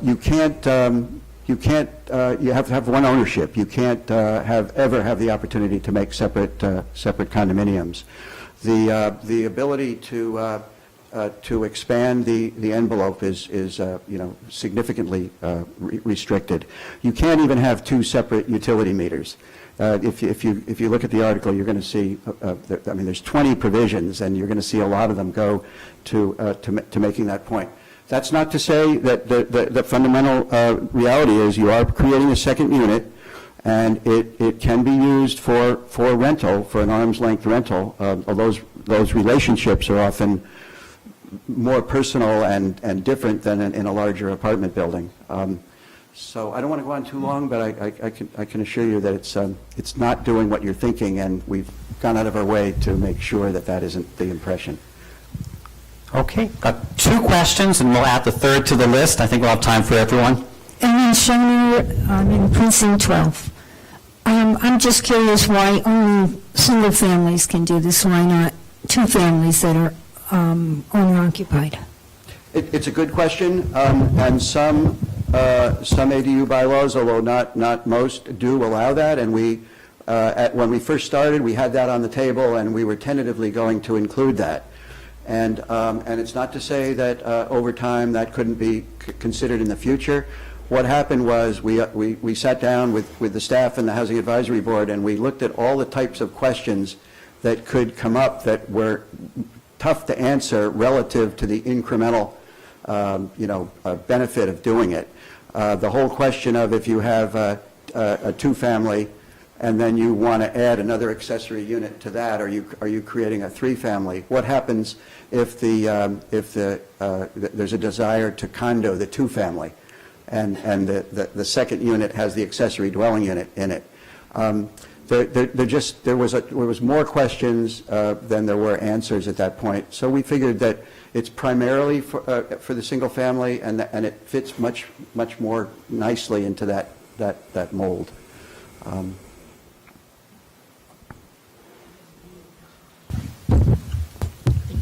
Hi, Kathy Lola, Precinct 9, Town Meeting Member. I just want to clarify, you said 750 square feet or 30%, whichever is less. Yes. Whichever is less. That's pretty loud. Can you hear me? Okay, louder? Okay, this is scary. I live in a I live in a neighborhood with mostly three-story Victorians. The third floors are usually 1,000 square feet. They've often started out as, I think, servants' quarters. That's where a lot of those in-the-dark apartments are. They are above that 750 square foot limit, though under the 30% limit. So you're saying that would not work? Let me say a couple of things very quickly about that. For legalizing of existing apartments, it's more permissive in the sense that it's a flat maximum 30%. It doesn't have the absolute for existing units already. So for newly created units, it's 750.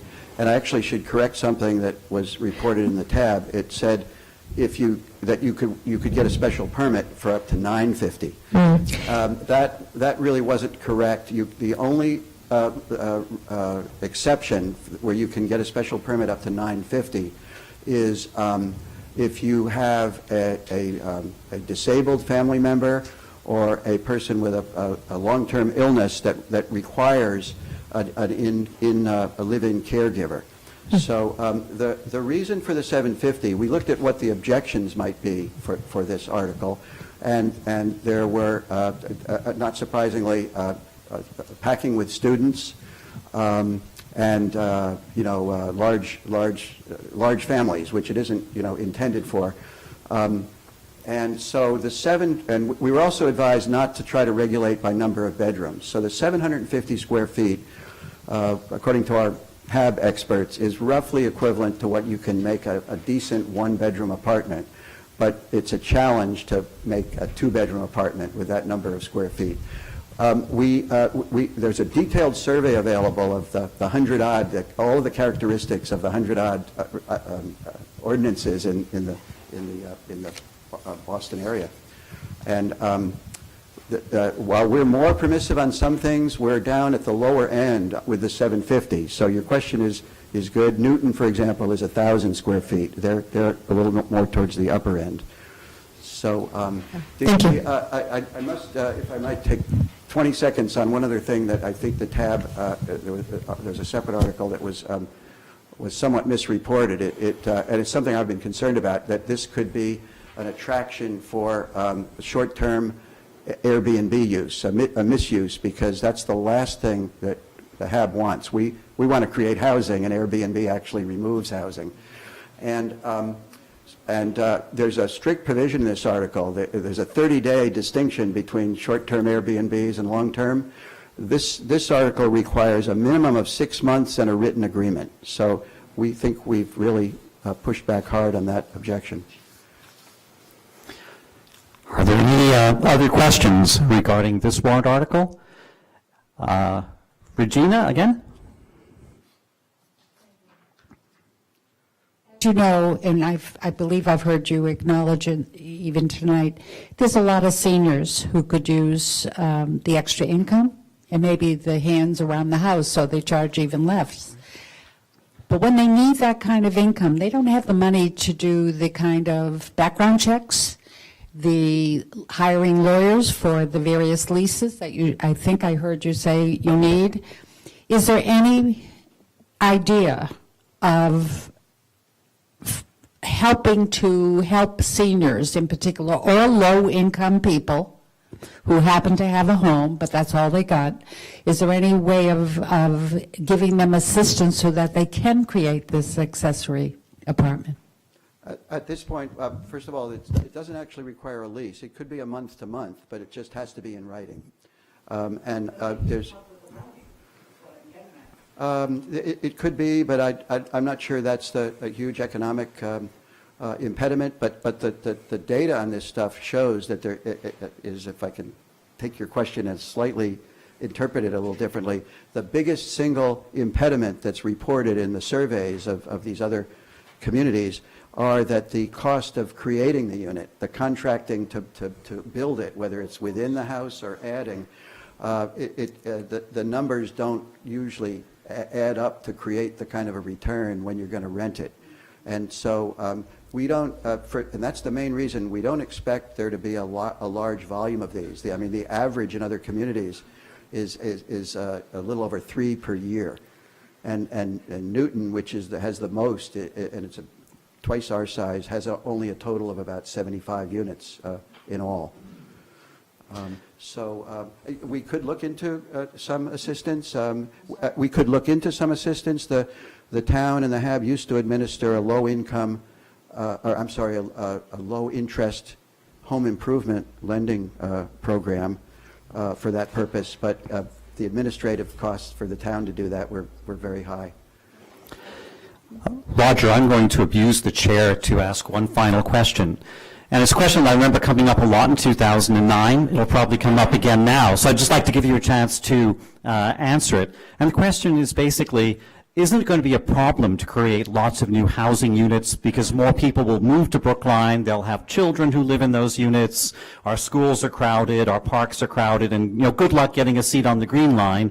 Is this really a good overall public policy given those concerns? And I'm sure you've heard this question before, but because it comes up so often, I just thought I'd give you a chance to answer it at this forum. Well, since you raised it, I didn't specifically refer to the cost of the additional enrollment in the schools, but that is a concern we've heard about, and a large accessory dwelling units may be causing more of that.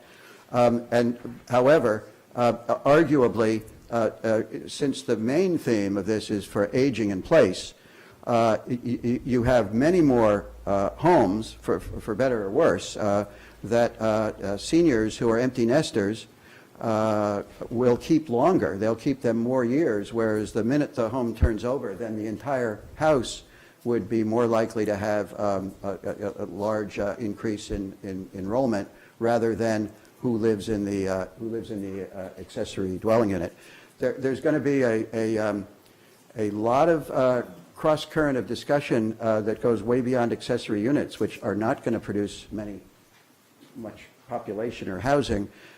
Because there's this housing report that I mentioned is talking about creating well over 100,000, close to 200,000 units in Greater Boston, and for a real need to keep our economy going.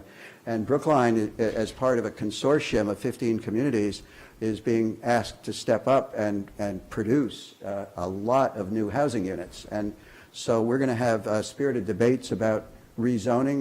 There was a group meeting I was at this weekend about where it came up that there's a desire to rezone all single-family zones by right into 2 or 3 family housing like the city of Minneapolis did. So that goes beyond tonight. Goes beyond this discussion, and we'll have plenty of discussions on that, I'm sure. Thanks to the petitioners and the questioners so far, we're almost right on time as we get to Article 20, which is a zoning amendment that would allow micro units, micro dwelling units, to be built in a certain area of Coolidge Corner. It's complicated, but I'll let the petitioner, Robert Zucker, explain it.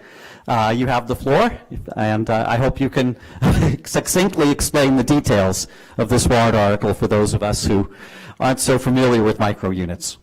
Thank you. I will try. Robert Zucker. I live at Griggs Road. Yes.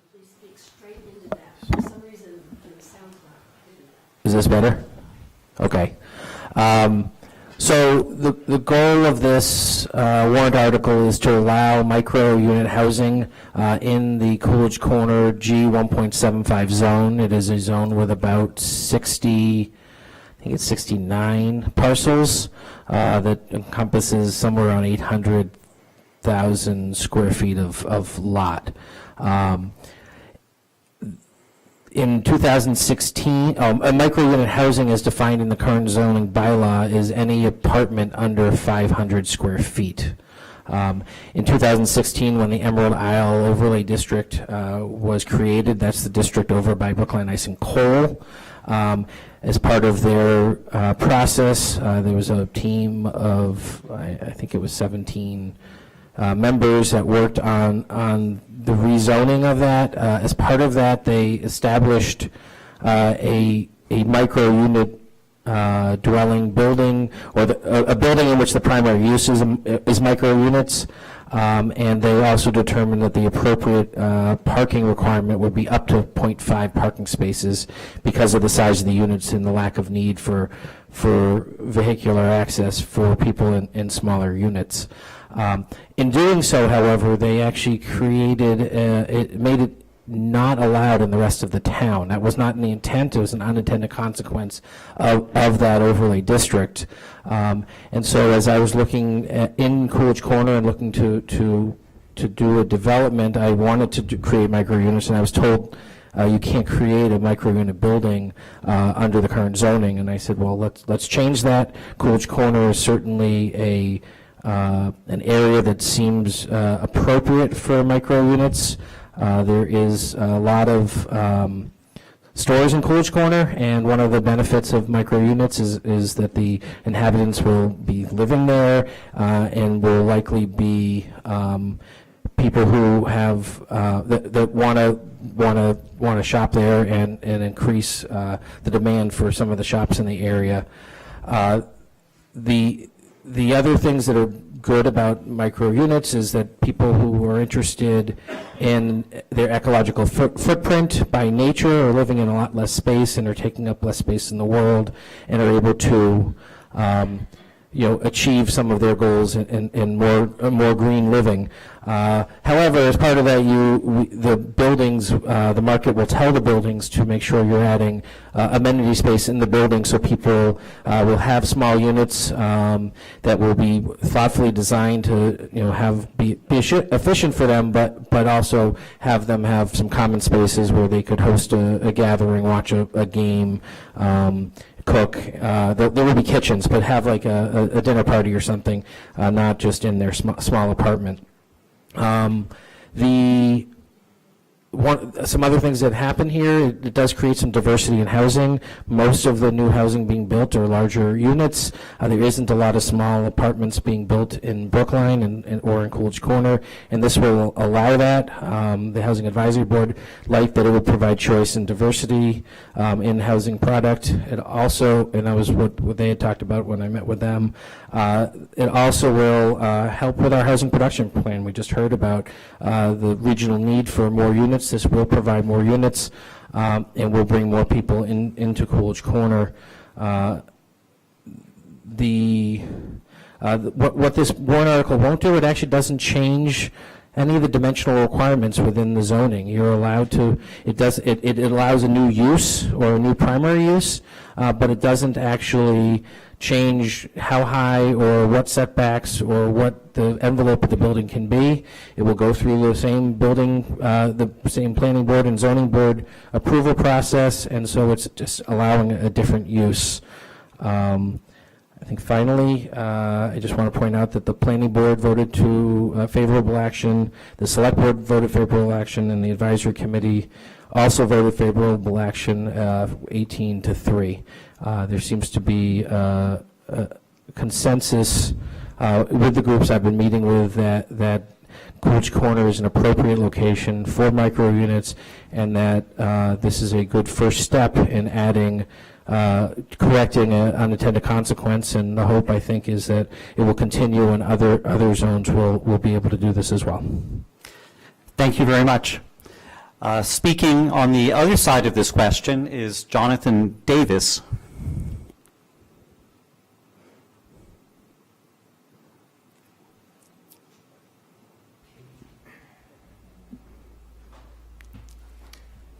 I'm Jonathan. To speak directly into it. It works well, but you have to have the right angle. Okay, can you hear me now, or do I swallow it, or what, or no? Okay. I'm Jonathan Davis, town meeting member, precinct 10. I'm speaking in opposition to this, to Article 20. I first want to just clarify one thing. The zoning for the Emerald Island special district, which is where this concept comes from, does not prohibit dwelling units of 500 square feet or less. In other words, you could still have small studio units any place in the town that allows dwelling units, but it does have to do with whether a building can be built whose principal use is consists of dwelling units of 500 square feet or less. But I think that's an important distinction. The Emerald Island zoning did not prohibit the use of the building of studio apartments per se. Okay. I think the first point I'd like to make is that Article 20 is not talking about affordable housing. This is not affordable. The petitioner had told the advisory committee, among others, that he could rent out a unit in the building that he would like to build of 350 square feet for $2,500 a month, which is $30,000 a year for a 350 square foot living space. I don't think this is affordable, and I don't think we should think that this is affordable. The next point is that the petitioner does have a vision of how he would like to build his building, which happens to be located in the Coolidge Corner General Business District. But what his vision is not necessarily what other developers' visions would be. And what Article 20 does is it doesn't spot zone the property that the petitioner would like to build his building on, but instead it expands to the entire Coolidge Corner General Business District. What those other buildings are going to look like, what they will replace, that's not clear. But I do think it's important to keep in mind that what the petitioner has in mind for his parcel is not necessarily going to apply elsewhere in the entire district. Now, Article 20 would import into the general business district a concept from the Emerald Island zoning. And the Emerald Island zoning was devised by a study committee consisting of 17 appointed members, many of them specialists in land use planning and architecture and law and so on. And it took them the better part of a year in order to come up with the zoning for the Emerald Island. And the Emerald Island was a unique piece of Brookline. It consisted of 7 lots. It had zero residents, had nobody living on there. It was separated from the nearest residential area by a very wide and heavily used street. Its occupants at the time were Brookline Ice and Coal, a veterinarian clinic, a yoga studio, and a closed gas station. In contrast, the Coolidge Corner General Business District is densely populated. The town's GIS department estimates the population to be over 2,000. I know Mr. Zucker and I have disagreements about what the population actually is, but I think we can both agree that whatever its population, it is considerably larger than the zero population of the Emerald Island. Furthermore, the already dense population of the Coolidge Corner Business District is scheduled to increase. Chestnut Hill Realty will be building a 13-story apartment building at Waldo Street. Across Beacon Street, Nina's will be replaced by an 8 or 9-story 40B apartment building. Chestnut Hill Realty will be expanding its current buildings at the corner of St. Paul and Beacon Street from apartment buildings to a much larger 40B. Whether Article 20 is enacted or not, the petitioner is going to be building a multi-unit residential building at the site he controls on Webster Street. In addition, there are going to these increases in residential population. 30 Webster Street will be the site of a new 112-unit hotel. That's right across the street from the property that the petitioner controls. The Chestnut Hill Realty will be building a large full-service hotel at Waldo Street. 1351 Beacon Street, right around the corner from the petitioner's property, is going to be a retail marijuana store. All of these will be bringing even more shopper foot traffic into the Coolidge Corner General Business District, even without Article 20. This is the complete opposite of the situation the River Road Study Committee confronted when it took almost a year and 17 people, many of them specialists and experts, to come up with zoning for an unpopulated, hardly visited, and hardly shopped Emerald Island Special District. The Planning Board, in a close 3-2 vote, voted to approve Article 20, but the minority members of the Planning Board were sensitive to the hubris of willy-nilly reshaping the heart of Brookline, the Coolidge Corner General Business District, without the kind of careful, expert, and lengthy study that produced the Emerald Island zoning.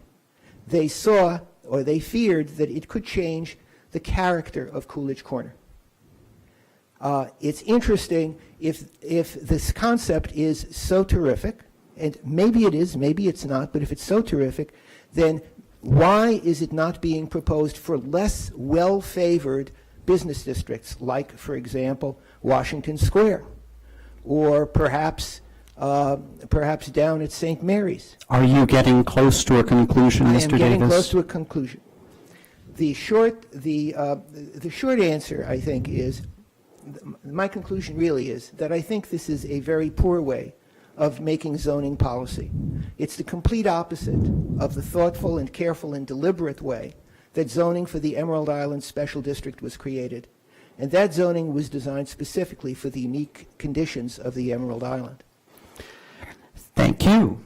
Are there any questions regarding this warrant article? Dennis DeWitt, if your wife will hand you a mic, you may go first. I have a question, which unfortunately I wish Roger Blood was here, but I don't think he is anymore. And I'm not an expert on the housing production plan, but I've got this instinctive, maybe slightly more than instinctive feel that housing production plans require a mix of housing of certain types to be counted. And I'm kind of hard-pressed to think that a building full of micro units like this actually will count in whole, or maybe in part, I don't know, toward the housing production plan. I just wish there was somebody here who was a real expert on that very complicated. We may or may not have an expert, but we have the petitioner and an opponent, and I'll give them both a chance to comment on that, even if they can't fully answer your question, but let them try. I don't know the legal answer to that. My inclination is that it does count. We have talked about the housing production plan at multiple meetings, and nobody, including planning staff, have said that would be the case. But that's an answer out of exclusion, and not. I don't know, and I can get an answer about that. Mr. Davis? No, I don't have any particular knowledge about it. Okay. Are there further questions? Jane Gilman. Thank you both. I find this rather confusing. I do have a couple of concerns, and one is the high rent. These are not affordable units to the target populations that we would like to encourage to have a chance to live in Brookline. And also the possibility for transients, meaning Airbnb businesses and short-term rentals. And I wonder, Mr. Zucker, if you are requiring a 1 year's lease, or are you allowing subleases, or any other measures that would provide some more stability to the residents of this building? Thank you. I'll try to answer both those questions. I think that although I had said at a meeting that I believe that the rents will be between $2,000 and $2,500 for these units. A new one-bedroom is typically going between $4,000 and $5,000, and a new construction two-bedroom is going for between $5,000 and $7,000. And so new construction does command higher rents. This would allow somebody who wants new construction to be able to have a lower rent. I'm also aware of apartments that are under 200 square feet in this town that get more than $1,500 in rent, and so I don't. I understand this is not an affordable building. Betsy did ask me, it does need to meet the inclusionary zoning bylaws, so 10% will be at 80% and 5% of a building, and with this would be at 100% of the median income. But the other units will be at market, and the market will bear. I could be wrong, and maybe the rent will be $1,800. Not sure what is affordable. I do know that having more choices is a good thing. Can you remind me of your second question?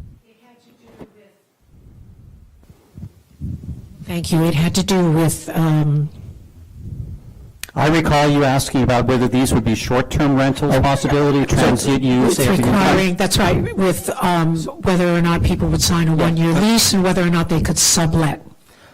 So personally, in the apartments that I plan on building, I would not allow Airbnbs and sublets and require one-year leases. That's not in the zoning bylaw. Other developers may do something different. I think the town is at a point where it is discussing what it wants to do with Airbnbs and how to write that into it. I think it's a broader conversation. People will use large units for Airbnbs as well, and not for owner occupants and not for renters. And so I think that's a broader question. This doesn't address that. Personally, that is not the intent of what I'm hoping to achieve.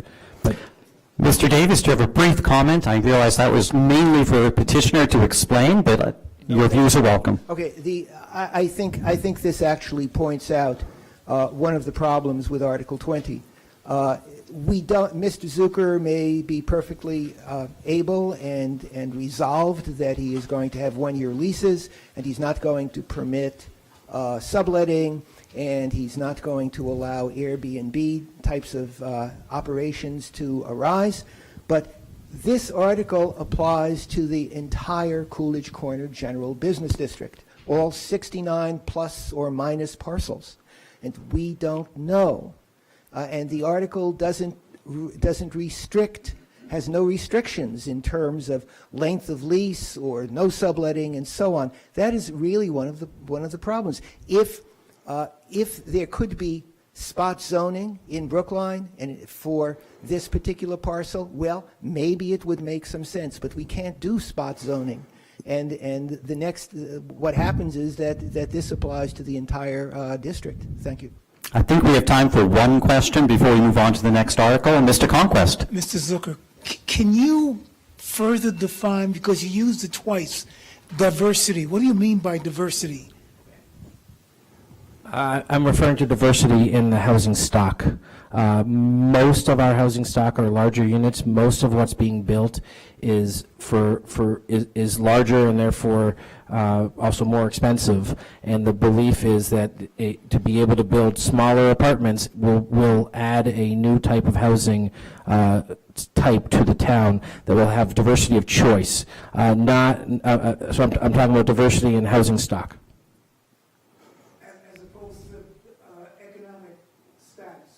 Correct.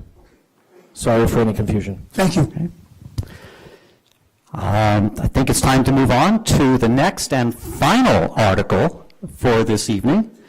Thank you very much, Mr. Zucker and Mr. Davis. The final article is Article 25, which is a proposal to ban what is known as facial surveillance by the town of Brookline. And we will have pro and con speakers on this warrant article.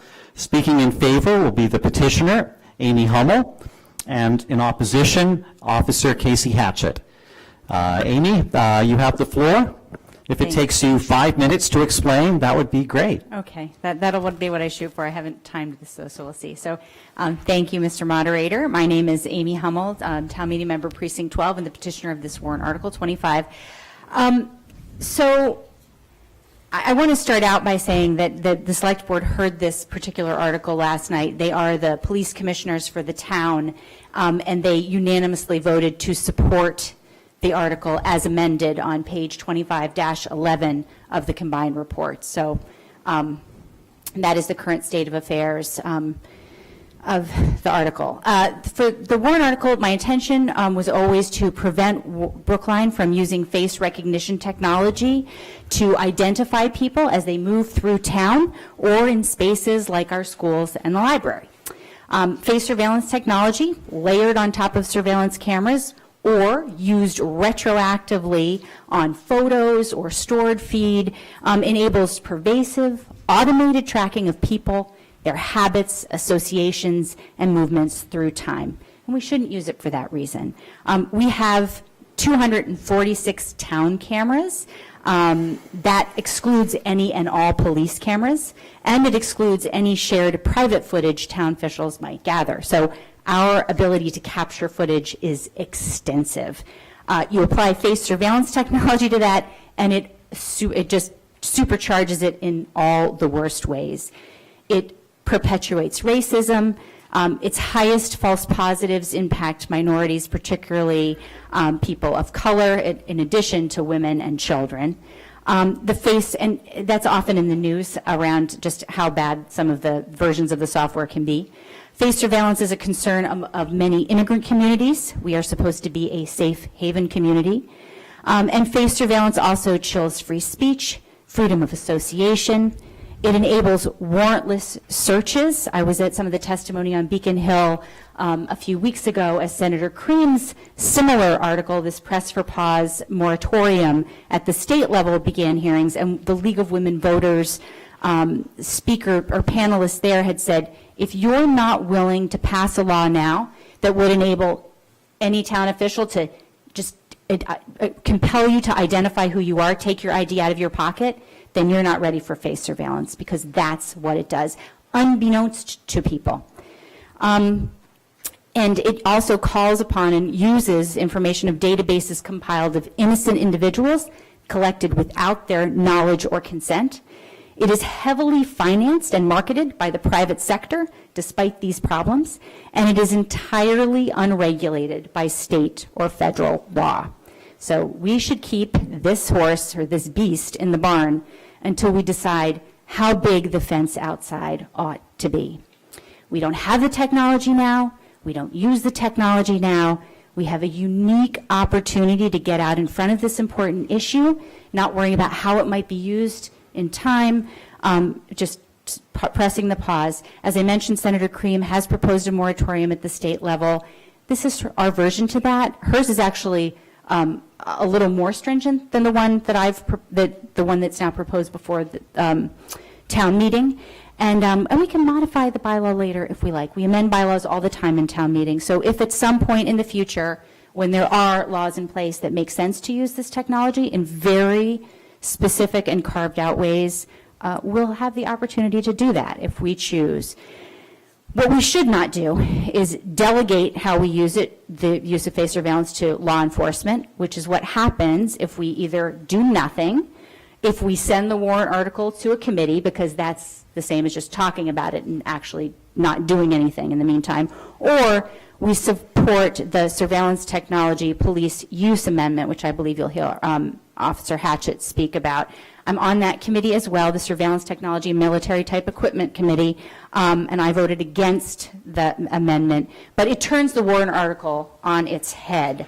And, you know, we are a town that values our police force and community policing.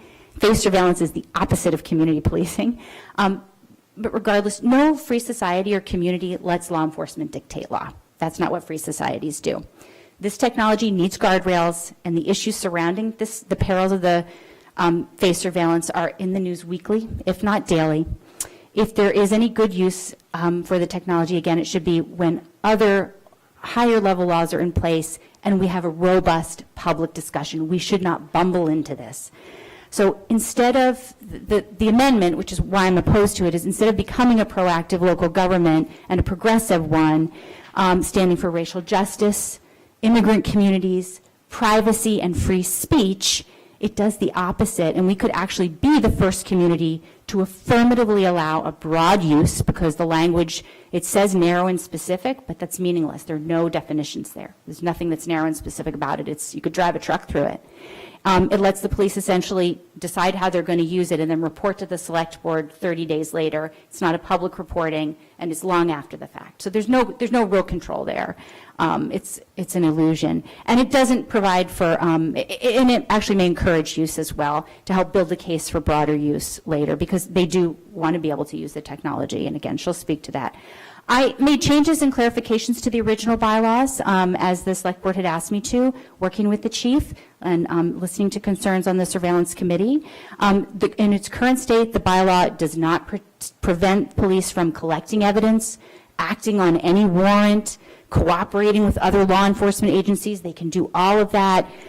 Using any phone or device that uses face authentication software to open, that was fine before. I've clarified that that's fine. Or using social media, right? They can't try to figure out who it is through tagging, but not everybody who's out in a public place and maybe have their picture taken there expects that to happen. So if they do it privately, officials do it privately, that's fine, but not on the town side. So social media is also fair game. What the warrant article does do, the bylaw does do, is it prevents electronic warrantless searches, right? That's at the heart of who we are as a nation, and much less a small community. It prevents more normalization of government surveillance and tracking.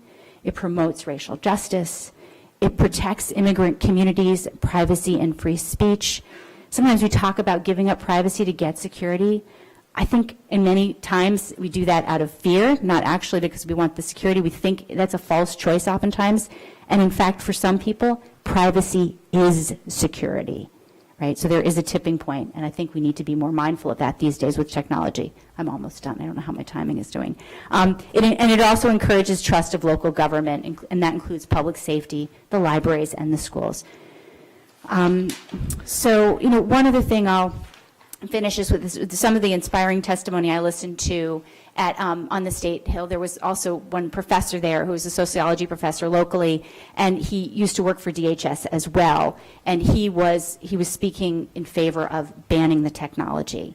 So he understands what's happening with it, and I thought that was very profound, coming from people, from someone who's been on the inside of law enforcement in that way, and they're throwing up red flags too. So. Thank you. Thank you, Amy. Officer Hatchett, you can take as long as Amy Hummel did to lay out your perspective on this article. Thank you. Amy and I are spending a lot of time together these days. So at least this evening I can actually say good evening. When we were here last night, I had to say good morning because it was after midnight when we finally came on. I'm counting that won't happen at this meeting. That's right. And your remarks will be short enough so that we don't get to midnight. Absolutely. So again, good evening. I'm Casey Hatchett. I'm a town meeting member from Precinct 12. I'm a Brookline resident, a mother. I chair the Brookline Commission for Women for close to 15 years. I coordinate our community emergency response team.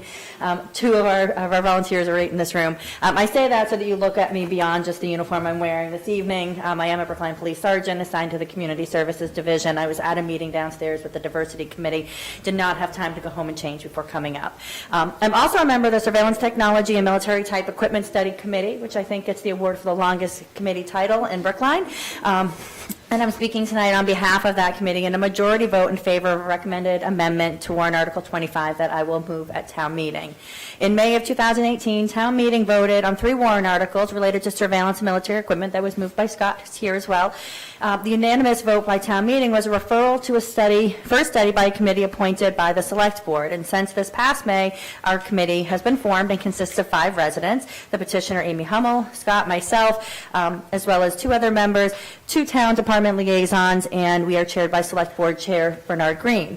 Our mission statement has directed us to look at the many challenges and benefits presented by surveillance technology and military type equipment as they relate to, quote, the particular realities of Brookline, not scenarios that may unfold in other less progressive jurisdictions. The committee undertook this effort at monthly meetings over the summer with the charge to view current technologies and equipment in use and to consider potential technologies going forward, their impact, issues of audit, restriction, regulation, and oversight, and how to balance our technological world with civil liberties considerations. This is technology that exists in the world around us.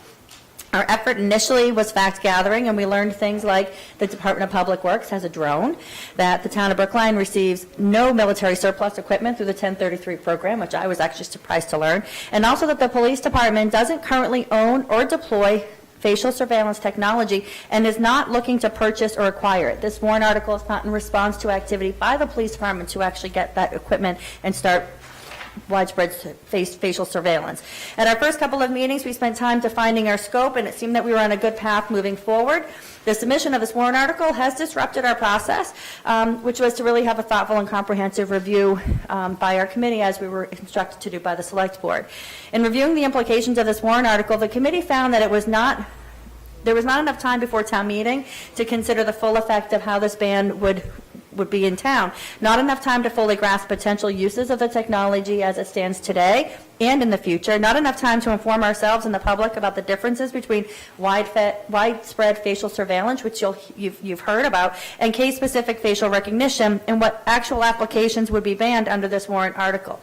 And not enough time to consider some of the acceptable uses of this technology that, as a community, we may agree, such as identifying persons who are unable to identify themselves, like a lost or confused elder with Alzheimer's, or helping assist in finding and identifying missing and exploited children.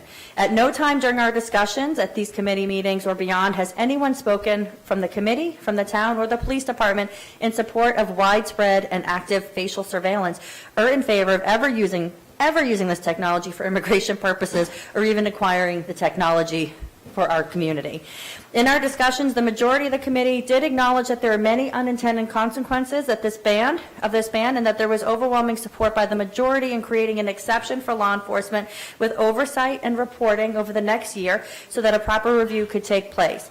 We appreciate that the petitioner did make some specific carve-outs to her warrant article based on concerns raised by the committee and the chief, but the majority felt that the ban still went too far and that we need to do this right, and we will, given more time. In addition to the proposed amendment, the committee has committed to prioritizing the work, this work of looking at facial surveillance technology ahead of reviewing other technology.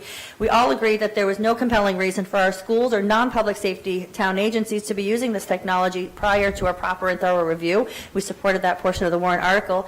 However, we find ourselves with dozens of employees, or elected officials, or appointed officials at town meeting even, who unintentionally or unknowingly simply posting a picture from Brookline Day or a meeting like this evening could be in violation of this ban because they hover over a photo and it automatically tags some of you that I'm actually friends with on social media. The majority of the committee did recognize that there are many instances in which the police could and should use this technology to conduct community caretaking activities, to mitigate imminent threats to life safety, to identify persons unable to identify themselves or other exigent circumstances, and felt the ban could greatly inhibit those legitimate public safety concerns that after a thorough, comprehensive community discussion, we may, most of us or some of us agree are legitimate. Additionally, we agree that a requirement that the police department report any uses of facial surveillance technology to the Select Board is critical during the study period, and that a quarterly report by our committee be submitted to the Select Board. Meanwhile, the police department has agreed not to acquire or deploy this technology. We have much work left to do to consider the impact, the benefits, and the pitfalls of this technology, and we felt we owe it to our community to have a full and thorough discussion on how this ban could affect the ability of law enforcement to investigate crimes, protect victims, exonerate the innocent, and prosecute criminals, and what oversight would be required to ensure that civil liberties and public safety concerns are in balance. And we are asking by a vote of 4 in favor, 1 opposed, and 1 abstention that town meeting allow us to continue the work by accepting our proposed amendment and referring this untimely warrant article directly back to our committee so that we can continue to do the important work that we're doing. So, thank you. Thank you very much. Are there any questions regarding Article 25 and the general issue of facial surveillance technology? I know it's late, so I'm not surprised that we may have exhausted the questions. We've had a good presentation of the 2 perspectives on this article. So if there are no further questions, I think we are getting close to the end of this session. I again thank the League of Women Voters and the Town Meeting Members Association for inviting me to serve as moderator. I thank all of you for attending and the speakers for presenting their perspectives on the articles. And to close out this meeting, I'd like to turn it back over to Arthur Conquest of the Town Meeting Members Association. Arthur? Thank you very much. Thank you very much. But I also think I should thank you for a job very well done. We're ahead of schedule, so I'll be able to go home and go to bed. All right. I'm usually. As long as your remarks aren't too long, I think we'll get out of here very soon. You're the only thing, I think, standing between us and adjournment. Just very quickly, Ernie, thank you very much. Very well done. And Betsy, ditto to you, Betsy DeWitt, President of the League. And also Susan, who has wrapped up and gone home, but I enjoyed the goodies, the vittles. The petitioners and their opponents. Most of all, I thank members of the audience, okay, who are here, as well as those who are watching on the big TV. And finally, make sure that you tune in next week, the 17th of November, for 18th for part 2, when you'll hear the other articles that are on the warrant. Good night and enjoy yourselves.